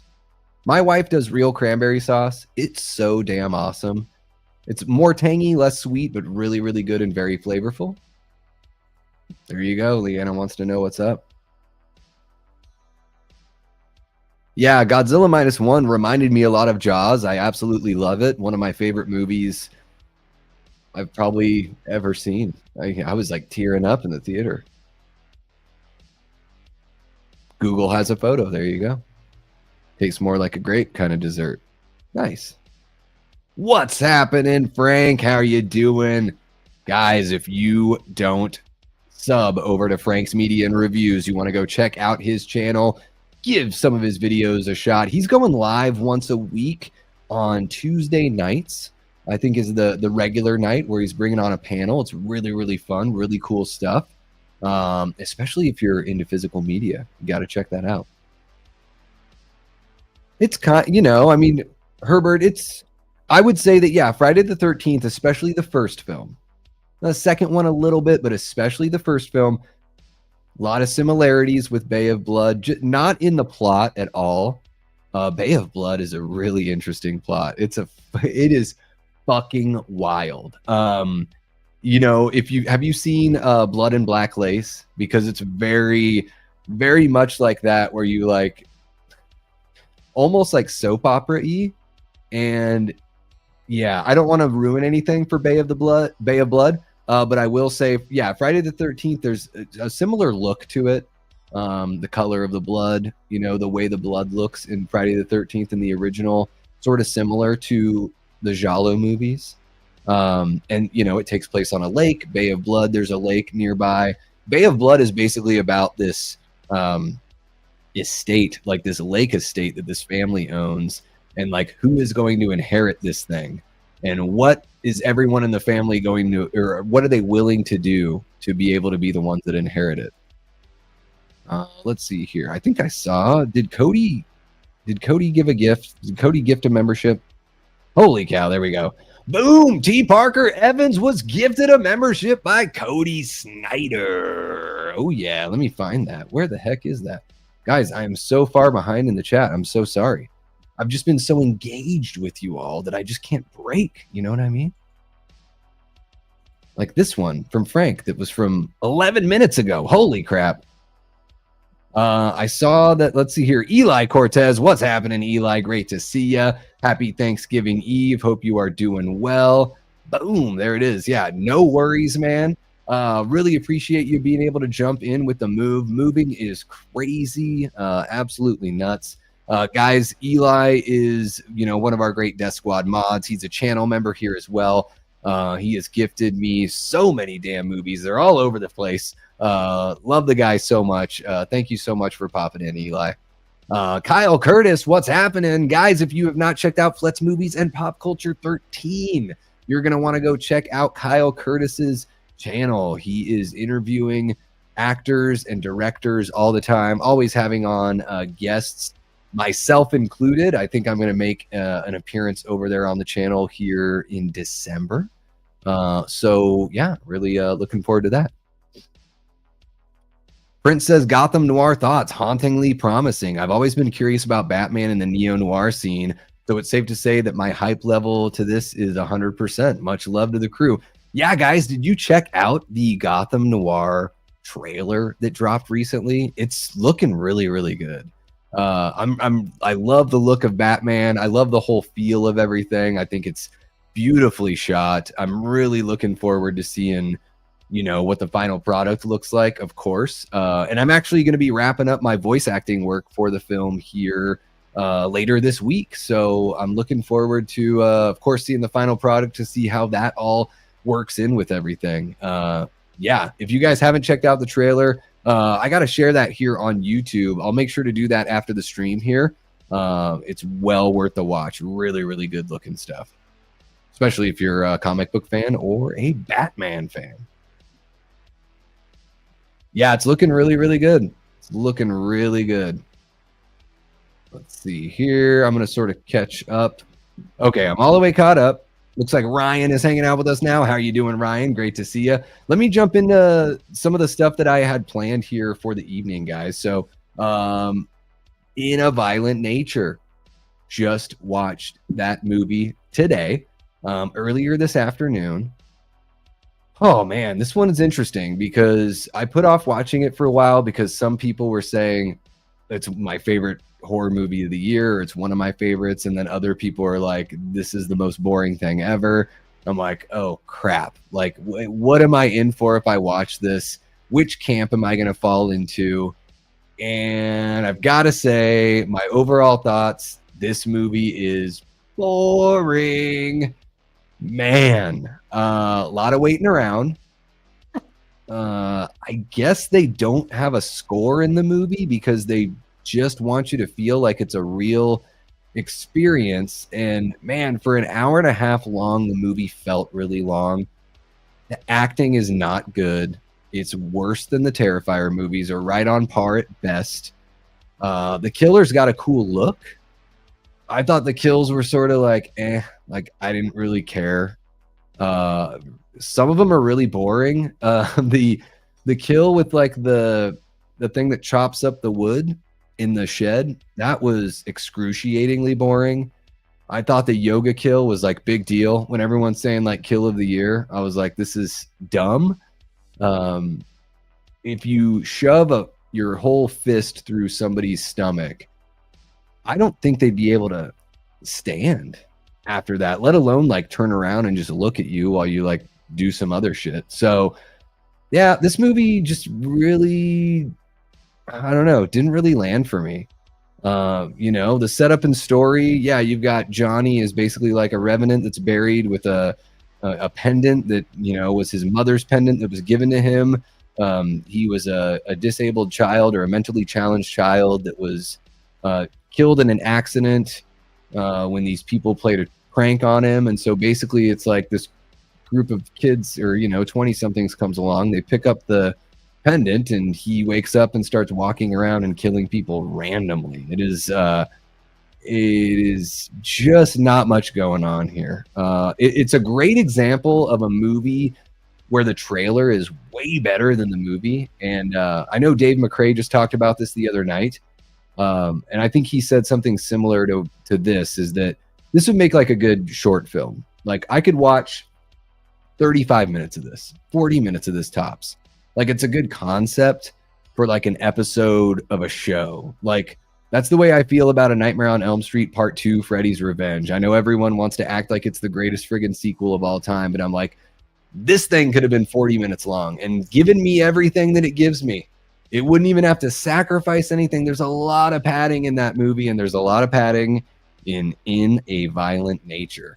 Characters and performances, I would say the guy that plays Johnny does the best performance. I don't think anyone is really that charming or doesn't really feel real. Doesn't feel like the actors like knew each other too well. I don't get that like My Bloody Valentine or Thanksgiving camaraderie feeling, that natural sort of chemistry. Yeah, none of that. Mood and atmosphere. I mean, yeah, I guess like if you want to hear like birds chirping and a guy walking through the woods, there's not much mood and atmosphere here for me. And I think the direction is like, this film is a concept. And once you understand the concept, you're ready to leave. That's the way I felt as an audience member. I was ready to leave. So, I'm happy that these guys got to make their movie and everything. I hope that the next one is better. I can't believe that this movie's getting a sequel, but I hope it's better. And I hope that they sort of tilt the perspective a little bit and maybe make something a bit more conventional, because I think the worst part about this movie is the fact that the concept gets spread so thin. It's like a piece of taffy that just falls apart in the middle because you keep on stretching it. Music and sound design, hardly any at all. I guess the sound design was good. Probably one of the better aspects of the film. The VFX were pretty good. Everything looked, realistic-ish. I think the yoga kill doesn't look very good. But, I guess when he's like, incessantly like hitting that guy in the head with an axe, like, yeah, they hit the Terrifier level of gore a couple times where you see a little bit of that, but kind of uninspired and run-of-the-mill, I guess, other than, yeah, I guess the yoga kill is creative as far as like to me it's cartoonish. It just doesn't seem like something that could physically be pulled off, whereas at least in Terrifier it seems like those things could physically be pulled off. I would say everything other than like the yoga kill, just pretty uninspired. Yeah. Climax, there's not really a climax. This movie just sort of ends. Yeah. In A Violent Nature, 92 minutes that I wish I could get back is, I guess, how I would describe that movie. Unfortunately, I know there's some big fans out there. Really, really not my thing. The trailer was so much better than the movie was, and I guess maybe that's the case sometimes. Everything that I needed to see from that movie I saw in the trailer, and I'm glad that I didn't get tricked. I'm glad I did not see it in the theater, because I would have walked out of there and been like, what the fuck? Would have been my my actual reaction there. Let me see here, see what you guys are talking about. Necro says, when it started with an off-screen kill, I was worried, but the rest up to that final monologue was excellent. Are you talking about Terrifier? Oh, you're talking about In A Violent Nature. Yeah. It just really wasn't my thing. It just, yeah, like Antonio, it just bored me. I was so bored. Yoga girl kill is the best kill of the year. They could have cut the ending. Yeah, the ending is just sort of to me, a lot of waiting around for nothing. And it's like the yoga thing. I don't know. I guess I heard so much about how it was so great that when I saw it, I was like, it just doesn't seem realistic. I don't know. I think that maybe like the Santa kill in Terrifier 3 is better.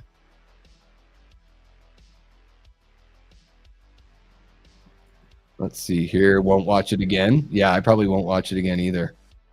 I still need to see It Follows, Ryan. In a Violent Nature was just barely okay. Yeah, I'll never watch it again. Yeah. I'll watch In a Violent Nature in 17 years when I'm picking random movies from that era. Have you so you haven't seen it yet, Big Rod? Yeah, the one with the silhouette in the curtain. Yeah, it does look really good. I haven't watched the second trailer to Nosferatu because I already want to see the movie, so I'm just gonna wait for the movie. Yeah, I haven't seen the fourth Conjuring, Ryan. Herbert Getty says A Nightmare on Elm Street 2 Freddy's Revenge was the first horror film I saw in theaters. Yeah, I'm looking forward to it too, Ryan. Has anyone watched the slasher miniseries on Netflix? I just started it. The gore seems good. The story seems weak. Should I continue?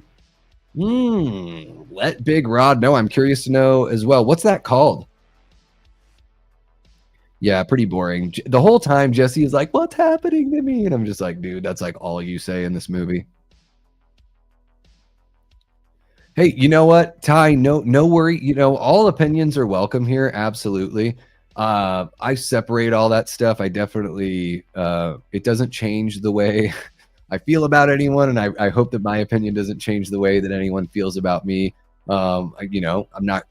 I would never take it personally or make it personal, and always going to give my reasons why. Right. So I think if you liked it, like that's fair enough. I mean, Mark from Tales from the Shelf, like Mark is one of the guys that I feel like I have, great chemistry with and really vibe with him. He was on Late Night with the Davy, and then he's come on to do a versus with Alien and Aliens, and then we did the two versions of Halloween 2 versus each other. And like we have very similar opinions about a lot of things and really get along with him. In a Violent Nature is one of his favorite horror films of the year, and then I sat there watching it, was like, man, but it's like that's the fun thing about fandom and about critiquing things and being an audience member and having a conversation and being part of a community, for sure. And yeah, I think, hey, if you enjoy, I say enjoy, like what you like, and don't give a shit what some loudmouth dumbass YouTuber like me says about it. When Johnny threw the decapitated head through the window, do you think they meant for it to land perfectly upright like that, or did multiple takes or movie magic? Looked awesome regardless. I'm guessing that was a happy accident, probably. There was a level of mean-spiritedness to that kill in the shed because the victim became paralyzed, and yet he was feeling every bit of all that pain. Yeah, and I didn't even know if he was feeling it because he wasn't even like grimacing or any. It was really odd. Like, to me, I was just bored. I was just like, man, this is going on for so long. Like, I might as well watch real tapes of actual people doing that, because it just seemed like it was exploitative and there was no reason, no storytelling reason for it.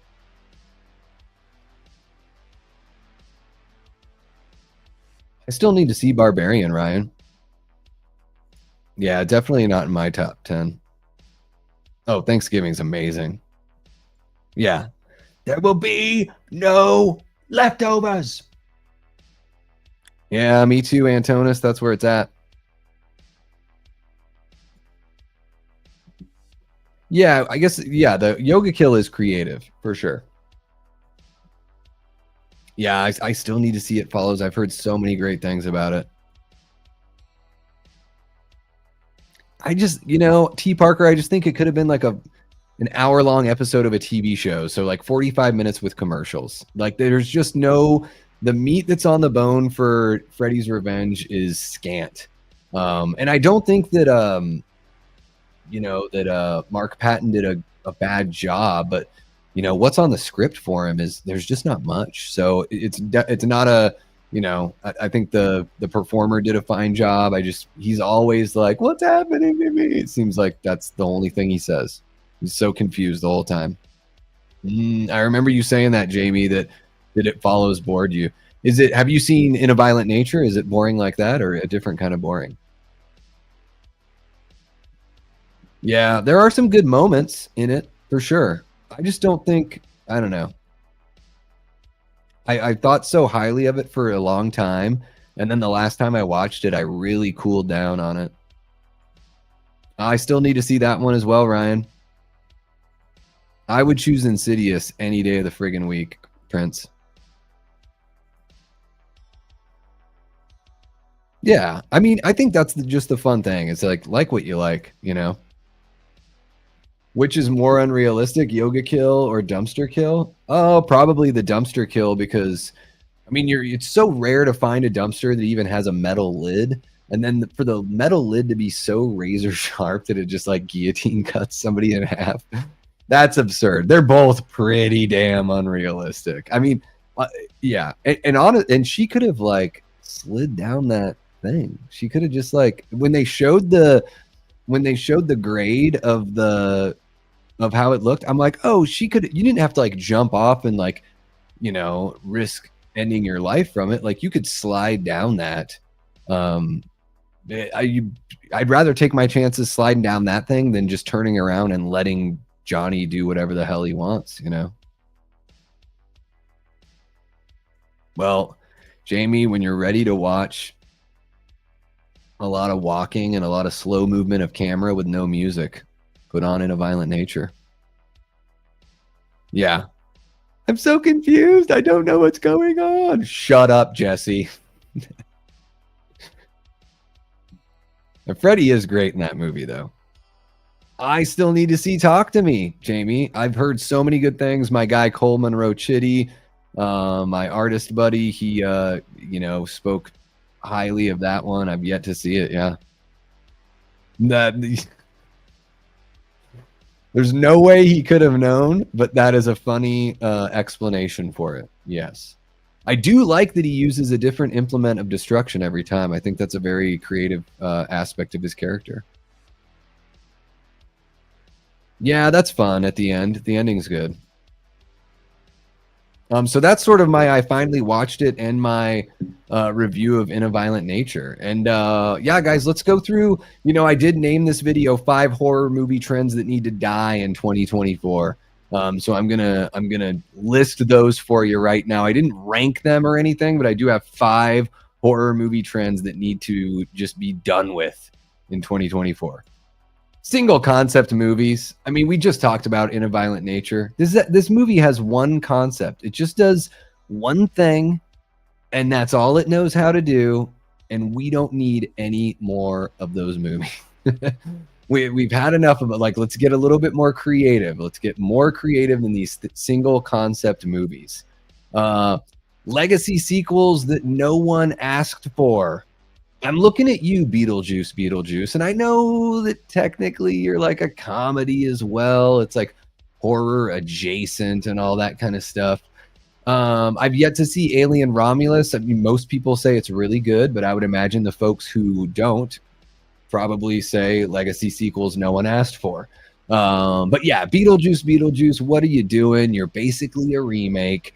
The new characters that you bring in, regardless of how good the performances are, they have zero effect on the plot. Monica Bellucci does nothing in that movie and there's no reason for her to be in that movie. Willem Dafoe is really entertaining. No reason for him to be in that movie.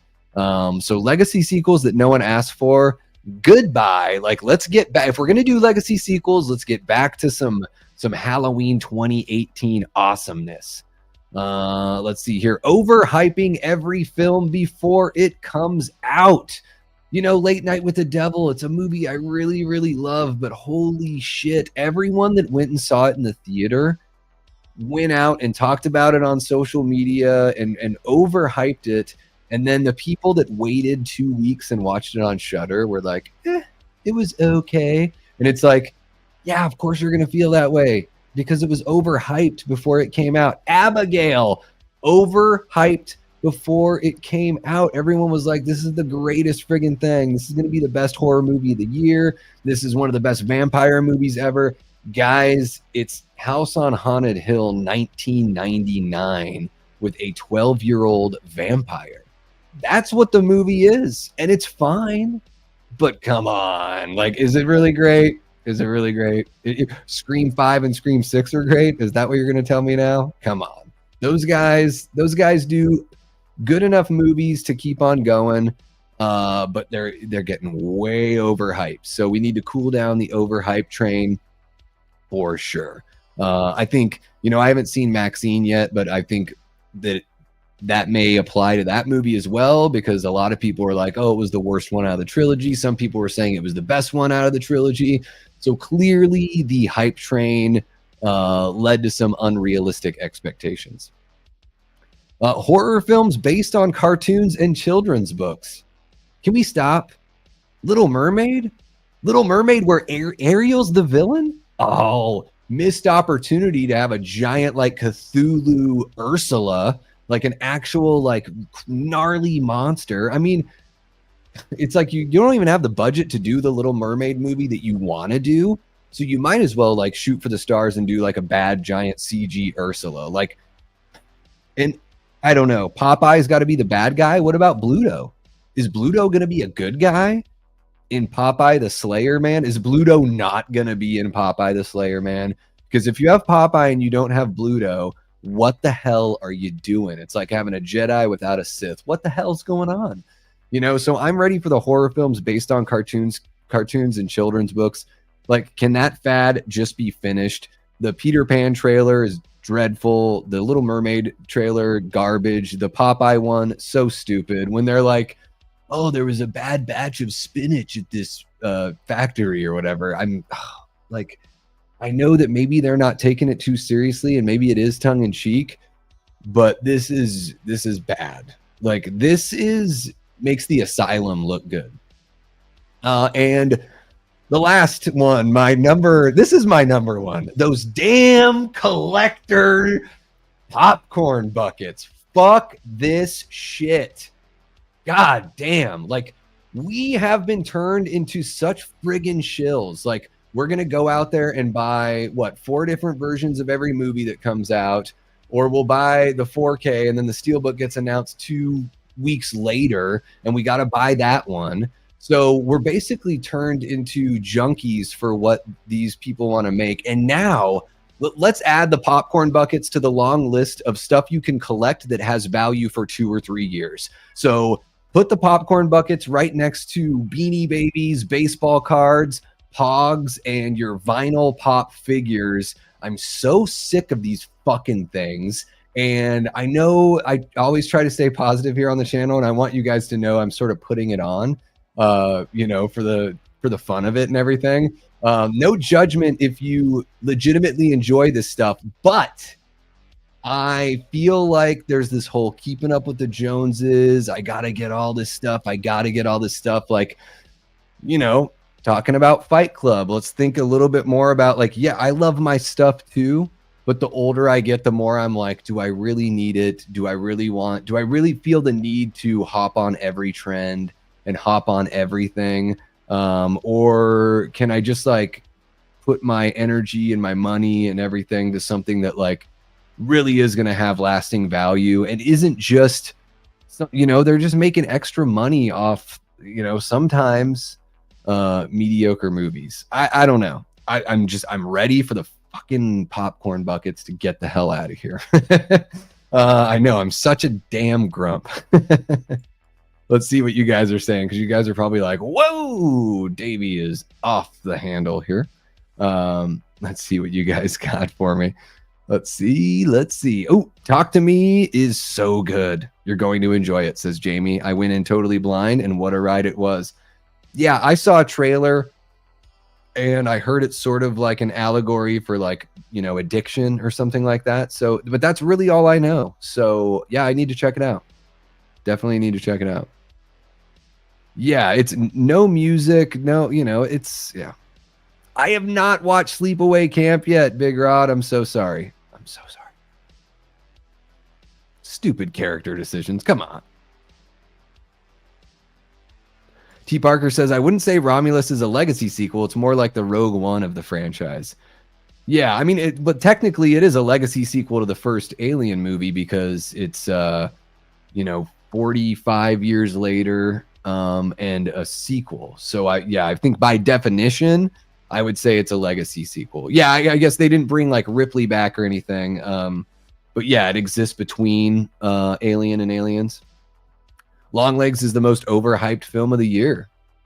Yeah, I guess with me with Longlegs, I saw the teaser stuff, T. Parker, and then I watched the very first trailer that dropped in like April or May, maybe that's what it was, and then I stopped watching the trailers and stopped like really paying attention to anything. But yes, there was a lot of hype behind that film. I think Longlegs is exquisite. I think it's beautifully shot and framed. Love the sound design. I love the performances. Longlegs works for me. But was it overhyped? I think you can absolutely say that it was overhyped. Yeah, and we watch them too much, Raymond. Like back in the day, like back in the 80s and stuff, when you watched a trailer, it was in the theater, and then you saw like a 10-second TV spot, like, once a week. It was like, now we sit and obsess over. I mean, I've been guilty of that too. I've done trailer reactions where we play them multiple times. I don't do like a deep dive frame by frame thing, but some people do, where they really go through each moment. And then not only is it like, firm in your memory, but you've seen every little frame, where sometimes maybe some of those things you wouldn't really remember, decades past. Yeah, overhyping's terrible, Jamie. Necro says, I didn't ask for a new Street Trash, but it was cool, worth watching for the opening alone.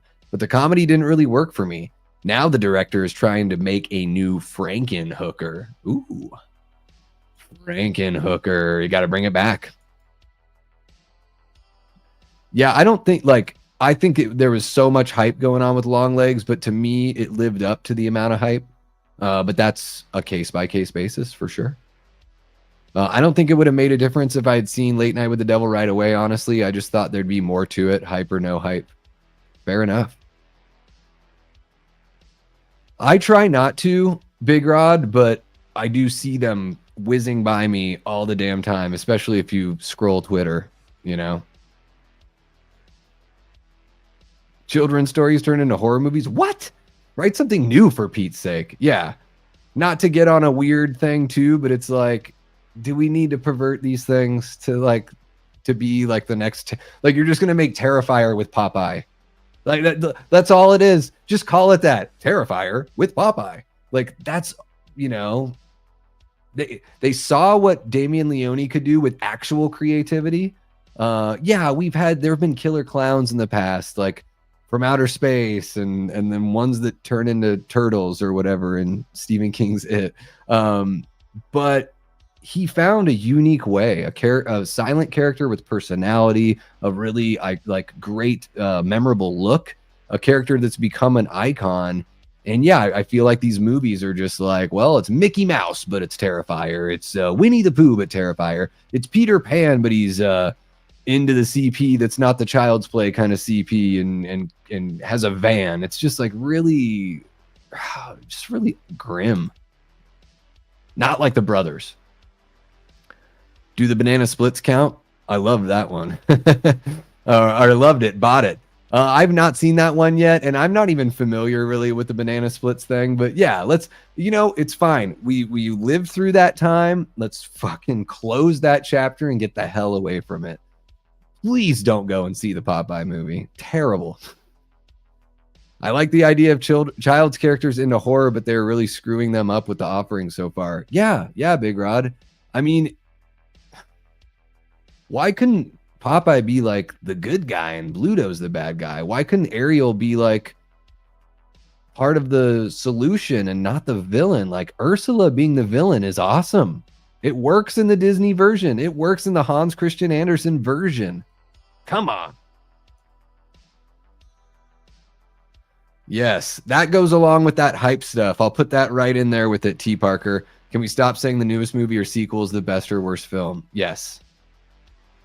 Yeah, that definitely goes into the hype thing because it's like, I need to get attention for my opinion. So I'm just going to say this on Twitter and it'll get a reaction. You know, it's like, ugh, okay. That's why I try to just not engage with that stuff. Like, even if I scroll by and read it, if I'm sort of like, that rubs me the wrong way, I'm just like, don't even react. That's all that's all they want is the engagement. The engagement just pushes it further, you know. It's like Mark Jones making horror movies out of the Brothers Grimm fairy tales. Well, and even some of those do have horror mixed into them, right? So it's like Hansel and Gretel is horror within itself. You don't have to like flip anything. The whole flipping of stuff is the least creative thing. Like if you're flipping heroes into villains, it's like the next step of like doing like gender or race swaps for no reason other than to be able to say it in the publicity. It's odd. Yeah, to me, I don't get it with these children's characters in these unrated level splatter movies. It just, yeah. Thank you, Jamie. I'm so happy that I'm not the only like get off my lawn person here about the popcorn buckets. Honest, but I think they're getting your money, and these things are gonna be, it's just gonna be like vinyl pop characters. Like I have a whole bunch of those, and I'm just like, I gotta get rid of these fucking things. Like they're so dumb. Like I'll hang on to like my Audrey 2 from Little Shop of Horrors. There'll be like a few of them that I keep around that I really like dig, but like, come on, do I really need these damn things? Yeah, I guess, yeah, maybe if I had one in my hands, I could be like, oh, it's sturdy enough. But what are they, like $30? It's crazy. Yeah, I hear you, Raymond. The only thing that's going to make it end is us not going.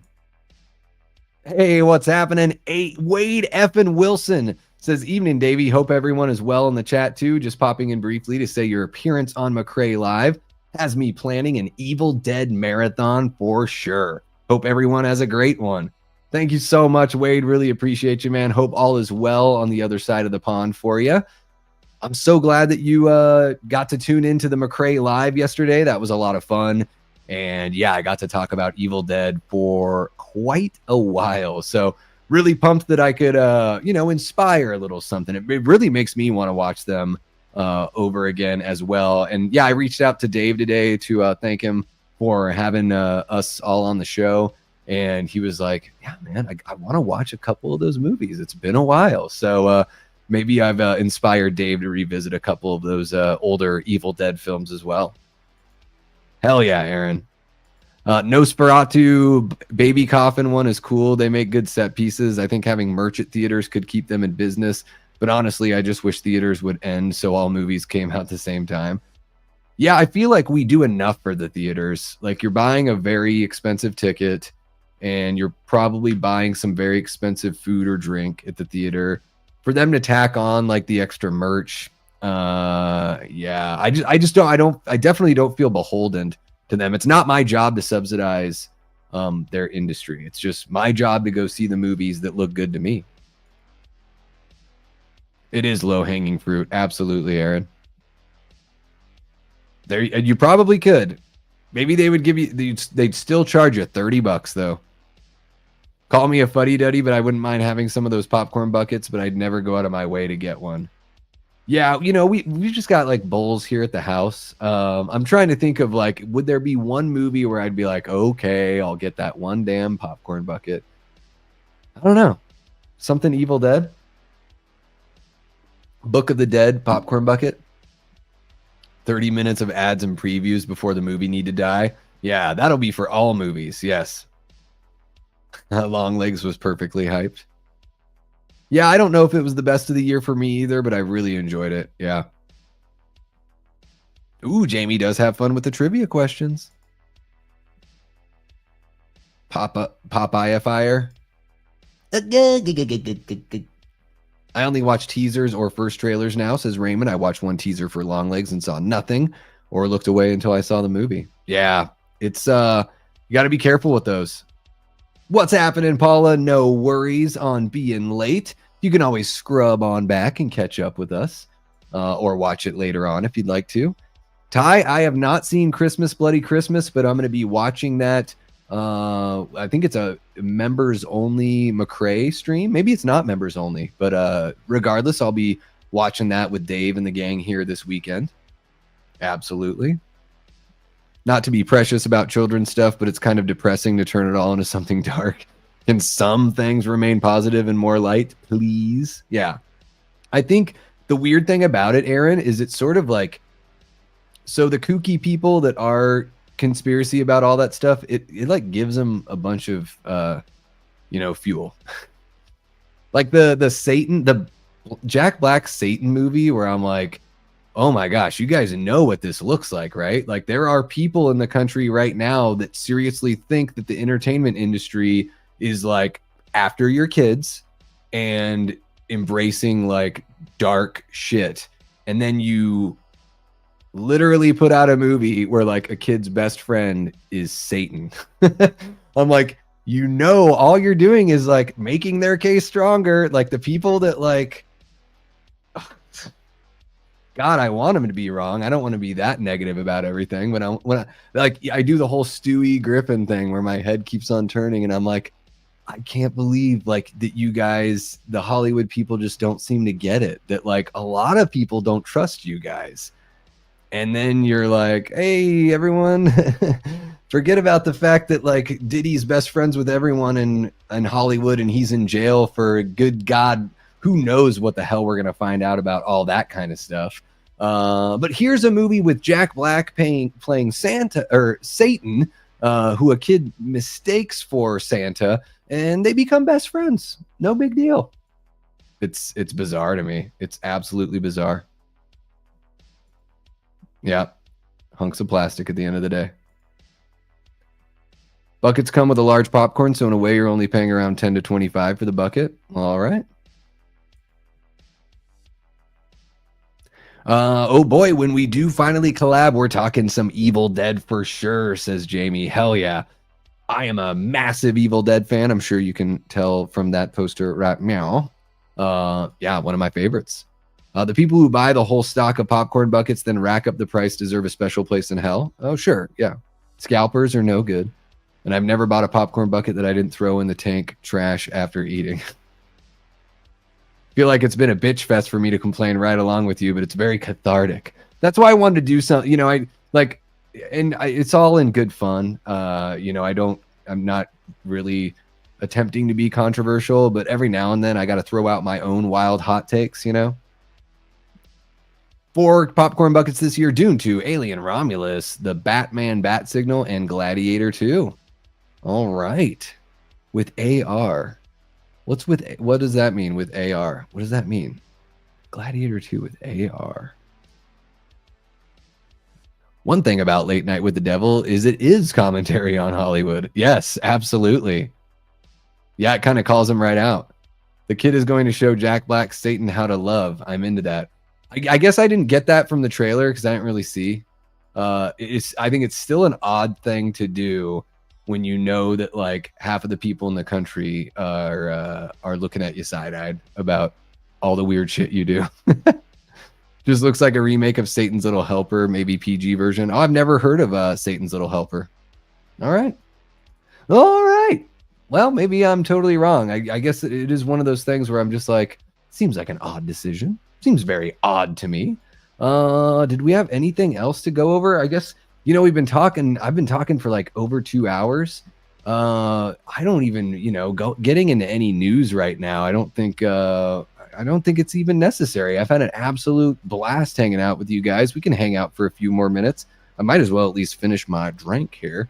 But it would be good to get a little dinner at some point before the big feast tomorrow. Let's see here. Oh, I lost everyone. When I mentioned the Jack Black movie. Everyone bailed. No one's in on the chat anymore. Let's take a look at our poll. All right. So 43 people have voted. The question is, do you enjoy these solo Late Night with the Davey episodes? 89% say, yeah, it's fun to mix it up. And only 11% say, no way, bring a guest every time. Wow. So out of 45 votes, 89%. That's a pretty big majority there. Yeah, guys, I'm going to go ahead and end that poll right there so I don't forget later.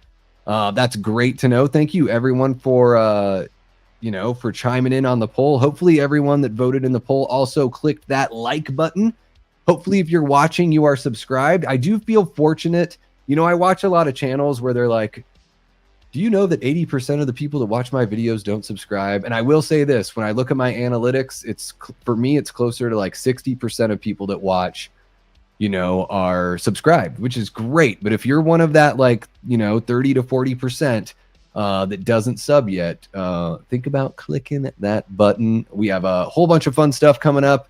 We do watch parties. Usually I've got a guest on late night, and always sort of mixing it up.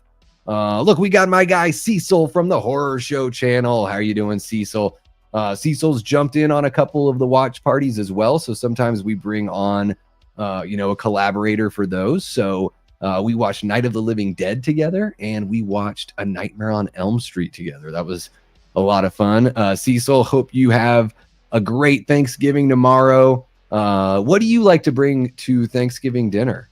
And do you meet up with family? Do you guys just do like a big Friendsgiving at the house? Like, what do you guys like to do? Everyone's saying what's up to Cecil. Yeah, we are doing well. I did, pretty much just been hanging out, chit-chatting with everyone on a solo episode tonight. And then I talked about In a Violent Nature, which I found to be pretty boring and didn't really enjoy very much at all, unfortunately. And then I had my my get off my lawn moment with the 5 horror movie trends that need to die in 2024. That was a little fun. I got to be boisterous. Cecil gets to see that side of me. If you hang out with me in real life, you're probably like, damn, dude, fucking, can you turn it down a notch? I try to give you guys the best version of me here on the YouTube, but every now and then I just got to let it fly, right? Usually Cecil goes over to his mom's big turkey dinner with the usual fixins, but often they do a beef dish and a fish dish as well. Yeah, I usually see like some sort of ham. I've seen my sister-in-law, my brother's wife, she comes from an Italian family, so sometimes she might bring some sort of pasta dish. I thought about making like I do like a one pot spaghetti thing, and I was just like, like there's going to be plenty of all that kind of stuff there. So I'm going to do like a cream cheese, bacon, jalapeno with sharp cheddar, like a cheese dip with some salami and some crackers and, fun little almonds and, dried berries and all that kind of fun shit. Hell yeah, man. Hope you guys have a great time. Hope you get plenty of leftovers as well. There you go. Big Rod is hosting Thanksgiving dinner. So if anyone wants to help him clean up, just DM him. He'll send you the address. It's really easy to travel this week. So if you're out of state or on the other side of the country, no worries. You can fly on over there and help Big Rod. No big deal. Oh, what's happening, Kevin? Kevin had responded. He left a comment on the McRae Live, saying, I'm really interested to see what Davey would think of In a Violent Nature. And yeah, Kevin, I'm bummed out that it didn't work for me as well. And again, like, I've never made a movie. I bet you that if I did make a movie, it wouldn't be as good as In a Violent Nature. Because I think it's really friggin' hard work. And I think that maybe for some people, it takes a few tries to really, figure out how to do it and all that. Like, nothing about the movie I thought was like poorly made from a technical standpoint. The acting didn't really work for me. The gore did look good, even though I thought they lingered on it a bit too much. And honestly, like, I think like a little bit of like some creepy, like plucked like viola or cello or something. Like, I think they could have really, maybe I'm too audio driven. Like, I'm a big music guy. And of course it's got to fit the movie, and not every movie needs to have like a score like every other movie has. But it would have been cool to have something that sort of like kept it moving for me. But yeah, it was well worth the watch to find out, because I'd heard so many mixed things about In a Violent Nature. And man, you know what? Who knows? With the sequel, maybe they will mix up the format a little bit. I would imagine they'll probably still sort of do what they're doing, but I would like to see, just like in any sort of series, I'm not sure if you're new to the channel, Kevin, but one of the things I'm always talking about is I like to see, um, chances taken, so when sequels are being put out, I want to see something new and different in each sequel. Maybe you expand on the lore, maybe you tilt the perspective a little bit. Movies like, honestly, like movies like Rob Zombie's Halloween 2 or Halloween 3 Season of the Witch or Halloween Ends, like I like those movies because they take those chances, and there's plenty of like standard Michael Myers movies for me to watch. So, when you're talking 13 movies, I like the ones that sort of stand out because to me, they add to the dynamics of it all. So hopefully with In a Violent Nature 2, they, bring a little something new to the table. I would imagine it's still going to feel like In a Violent Nature, but it would be cool if they, got creative, didn't rest on their laurels or anything like that. Maybe if they trim the walking scenes, it would have went down better.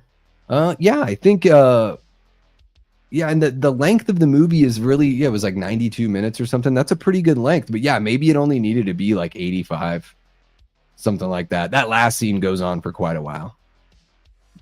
Chicken adobo, good stuff. Good stuff, Prince. That's good Filipino film or food. Kevin says the acting and dialogue is definitely rough, but something about the dichotomy of serene beauty juxtaposing the brutal, vengeful spirit of Johnny and the themes of nature and death just worked for me. Yeah, I think Johnny was really cool for basically being Jason, for being like a revenant, I like Johnny. I like the look and everything like that. I thought the practical effects were pulled off really well. Yeah, I didn't even think about that, Kevin. The dichotomy of the serene beauty juxtaposed against the brutal, vengeful spirit. That is something to think about for sure.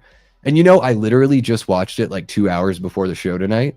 So sometimes like I watch a movie and I sleep on it and I wake up the next day feeling different about it. Maybe not totally different, but feeling a little something different. So I appreciate you. I think that's one of the best things too, is when other people can offer their perspective, it can sort of help inform my opinion. So I like that you bring that up. I think that is, I think that's, the camera was really deliberate. And I think something like music just would have made it, feel like it had forward momentum a bit more. Have a great rest of your night, Paula. Hope you have sweet dreams and a lovely Thanksgiving. So pumped you found us, Kevin. Yeah, we have a whole bunch of fun stuff here on the channel, and going live usually like twice a week, usually at least, sometimes more. And yeah, really looking forward to closing out the year strong here for sure. Yeah, guys. So with the poll that we had, I think probably I am gonna go with that. Every other week having a guest, and then on the off weeks doing something like this where we just sort of have a catch up. We go through some news. Maybe something drops that would be fun to talk about, and we have a late night with the Davey that's just maybe a bit more geared towards that audience interaction. I love interacting with you guys. Yeah, I don't know. I didn't like the original version of Lilo and Stitch. I was way too old for it. It was, I thought Stitch was annoying and terrible. But yeah, I mean, all I've seen from the trailer is that Stitch still looks like a cartoon. So it's funny that they call it live action, and the main character is CG. What are we talking here? Oh, Terrifier 3. Oh, the rats had to have been fake, Antonis. I don't think they do that stuff with real animals anymore. I think that's long gone in the industry. Hopefully it is. If it's not, then shame on them because it's absolutely unnecessary. Yeah, and they handled all that stuff with the kids as well as Terrifier is going to handle it, right? The title hints at that. It's a double entendre. Yes, In a Violent Nature. Yeah. Yeah, it's got a very poetic hoity-toity kind of title. Like that friggin' the Birds of Prey had the most like up its own ass title. What the hell was it? It was like Birds of Prey or the Emancipation of the Fantabulous Harley Quinn or something like, ugh. That is the cringiest shit ever. That is so bad. uh, that title made me not want to watch that movie, and then I turned that movie off maybe like 15 minutes in. I think after she like jumps on that guy's knees in the club, I was like, what the hell? Why would I ever want to watch a movie where this is the main character? Like, goodbye. See ya, Harley. Yes, they do need to die off. Absolutely. It's I think the only reason why Disney does it is because they could just re-release the original movies, right? But if at least they've got a new product, they can have a generation that falls in love with that and then goes back to the cartoon. So they're basically, you know, they already know that we were their audience 30 years ago. And then they need a new audience. So to me, that's the only reason why they're doing these. And I haven't seen any one of them. I'm not interested in seeing any of these live action Disney remakes. I don't care about them at all. I will just go watch the animated versions of the films. Thank you very much. And I think there was something about, I was like, wow, Stitch is like just fucking up this little girl's life. And I'm supposed to think like he's cool. What the hell is that all about? They had, I really hope they were. Well, and then the scene in the attic or wherever the hell they are in that house, basement, wherever the hell they are when they're doing all that stuff. Well, shit, guys, we are coming up on 2.5 hours. It has been a damn good time. My throat is very dry, and I think I'm just about ready for a little bit of dinner tonight. Holy crap, Kevin has his own channel. Jamie, can you share Kevin's channel in the chat? I need to sub on over there as well, Kevin. I did not know you had your own channel, so I got to go check you out and see what you do over there, and maybe we can, you know, bring you on the show here and have a chat. To me, the animation is one of the main selling points. Why do I want a live action? Yeah, I always thought that was like they chose to do animation because that's what Disney, you know, they were, you know, amazing. They were state of the art. Like they were putting out the best animation, you know, in this continent. So in some of the best animation in the world, depending on the film. So yeah, to me, it's just really odd. It's cash grabby for sure. It's the popcorn buckets of movies. Oh yeah, they certainly don't want to do that. And they don't want to do any Star Wars movies where the good guys are good guys. Boom, there it is. Kevin Ketchy. Take care, Antonis. Have a great one. Thank you so much, Big Rod. Really appreciate you guys kicking it with us. Gosh, I bailed so quickly on Start Bench Cut. I totally forgot to thank everybody. Maybe some of y'all saw it in the chat. You know, we'll correct that right here. Really appreciate everyone that is kicking it with us here on the live. Everyone that's watching it after the fact, thank you so much. Like the watches after the fact really help the stream and really help the channel. So don't forget to click that like button if you're watching live or after the fact. Sub if you haven't already. Drop a comment if you're watching the replay. Let me know if you think I'm totally absurd on my 5 horror tropes that should die in 2024. Let me know your thoughts on In a Violent Nature, of course, and chime in on anything you want to down there in the comments. Got to shout out the patrons and the channel members as well, and my Death Squad mods. Tonight we've had Cody Snyder, Jamie Hart, and Eli Cortez keeping everything clean in here. Luckily, we didn't have any people talking about their soup like we did the other night, so really appreciate that.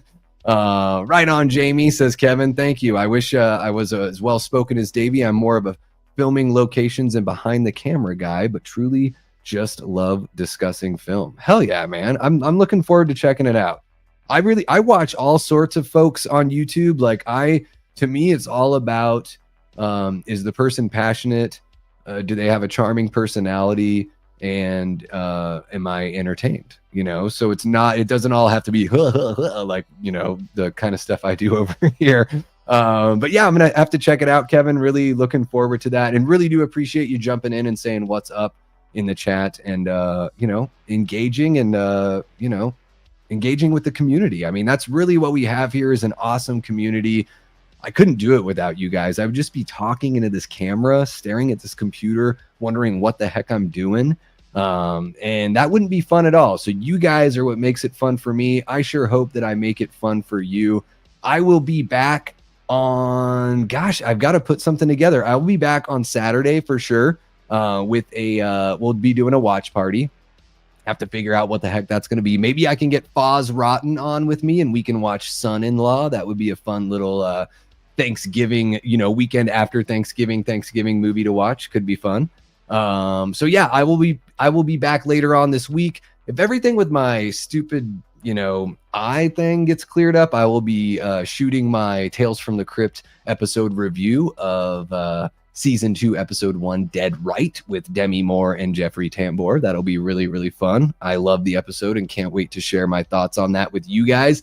And if you check out the site, you will see that I have a stream lined up for Friday the 13th coming up here in December. We're going to be watching Never Hike in the Snow. That's going to be super fun. The perfect Jason fan film to watch on a December Friday the 13th. And hopefully we have some Crystal Lake TV show news by that date. If we don't, then you guys know I'm going to be on one and I'm going to be going nuts in here. So really looking forward to hanging out with you guys here later on this week. I hope you all have a lovely Thanksgiving. There you go. Everyone is wishing well Thanksgivings to everyone. I will tell Kate that you said happy Thanksgivings. Thank you so much. There you go. Raymond as well. Thank you, Raymond. Kate and I send our best. I won't be doing a live reaction to the Gotham Noir because I already watched it, so it wouldn't be necessarily a reaction. But guys, I will share that trailer on my YouTube here. It's really, really good stuff. So nice little teaser just to sort of whet the appetite. Pretty sure that you're going to be snowed in on Saturday, so you'll be here. Hell yeah. Boom. Yes. Big Rod, thank you so much. Everybody hit that like. You guys are amazing. Have a great turkey day. Watch some football. Eat too much. Smoke a cigar. Take a nap. Watch some Mystery Science Theater 3000. Eat some more and then put on Thanksgiving. That's what I'm going to be doing. You guys are the absolute best. Everything you do here fuels the channel. I couldn't do it without you guys. I love y'all so much. But until next time, I've been and will continue being Davey Deathray. Take care.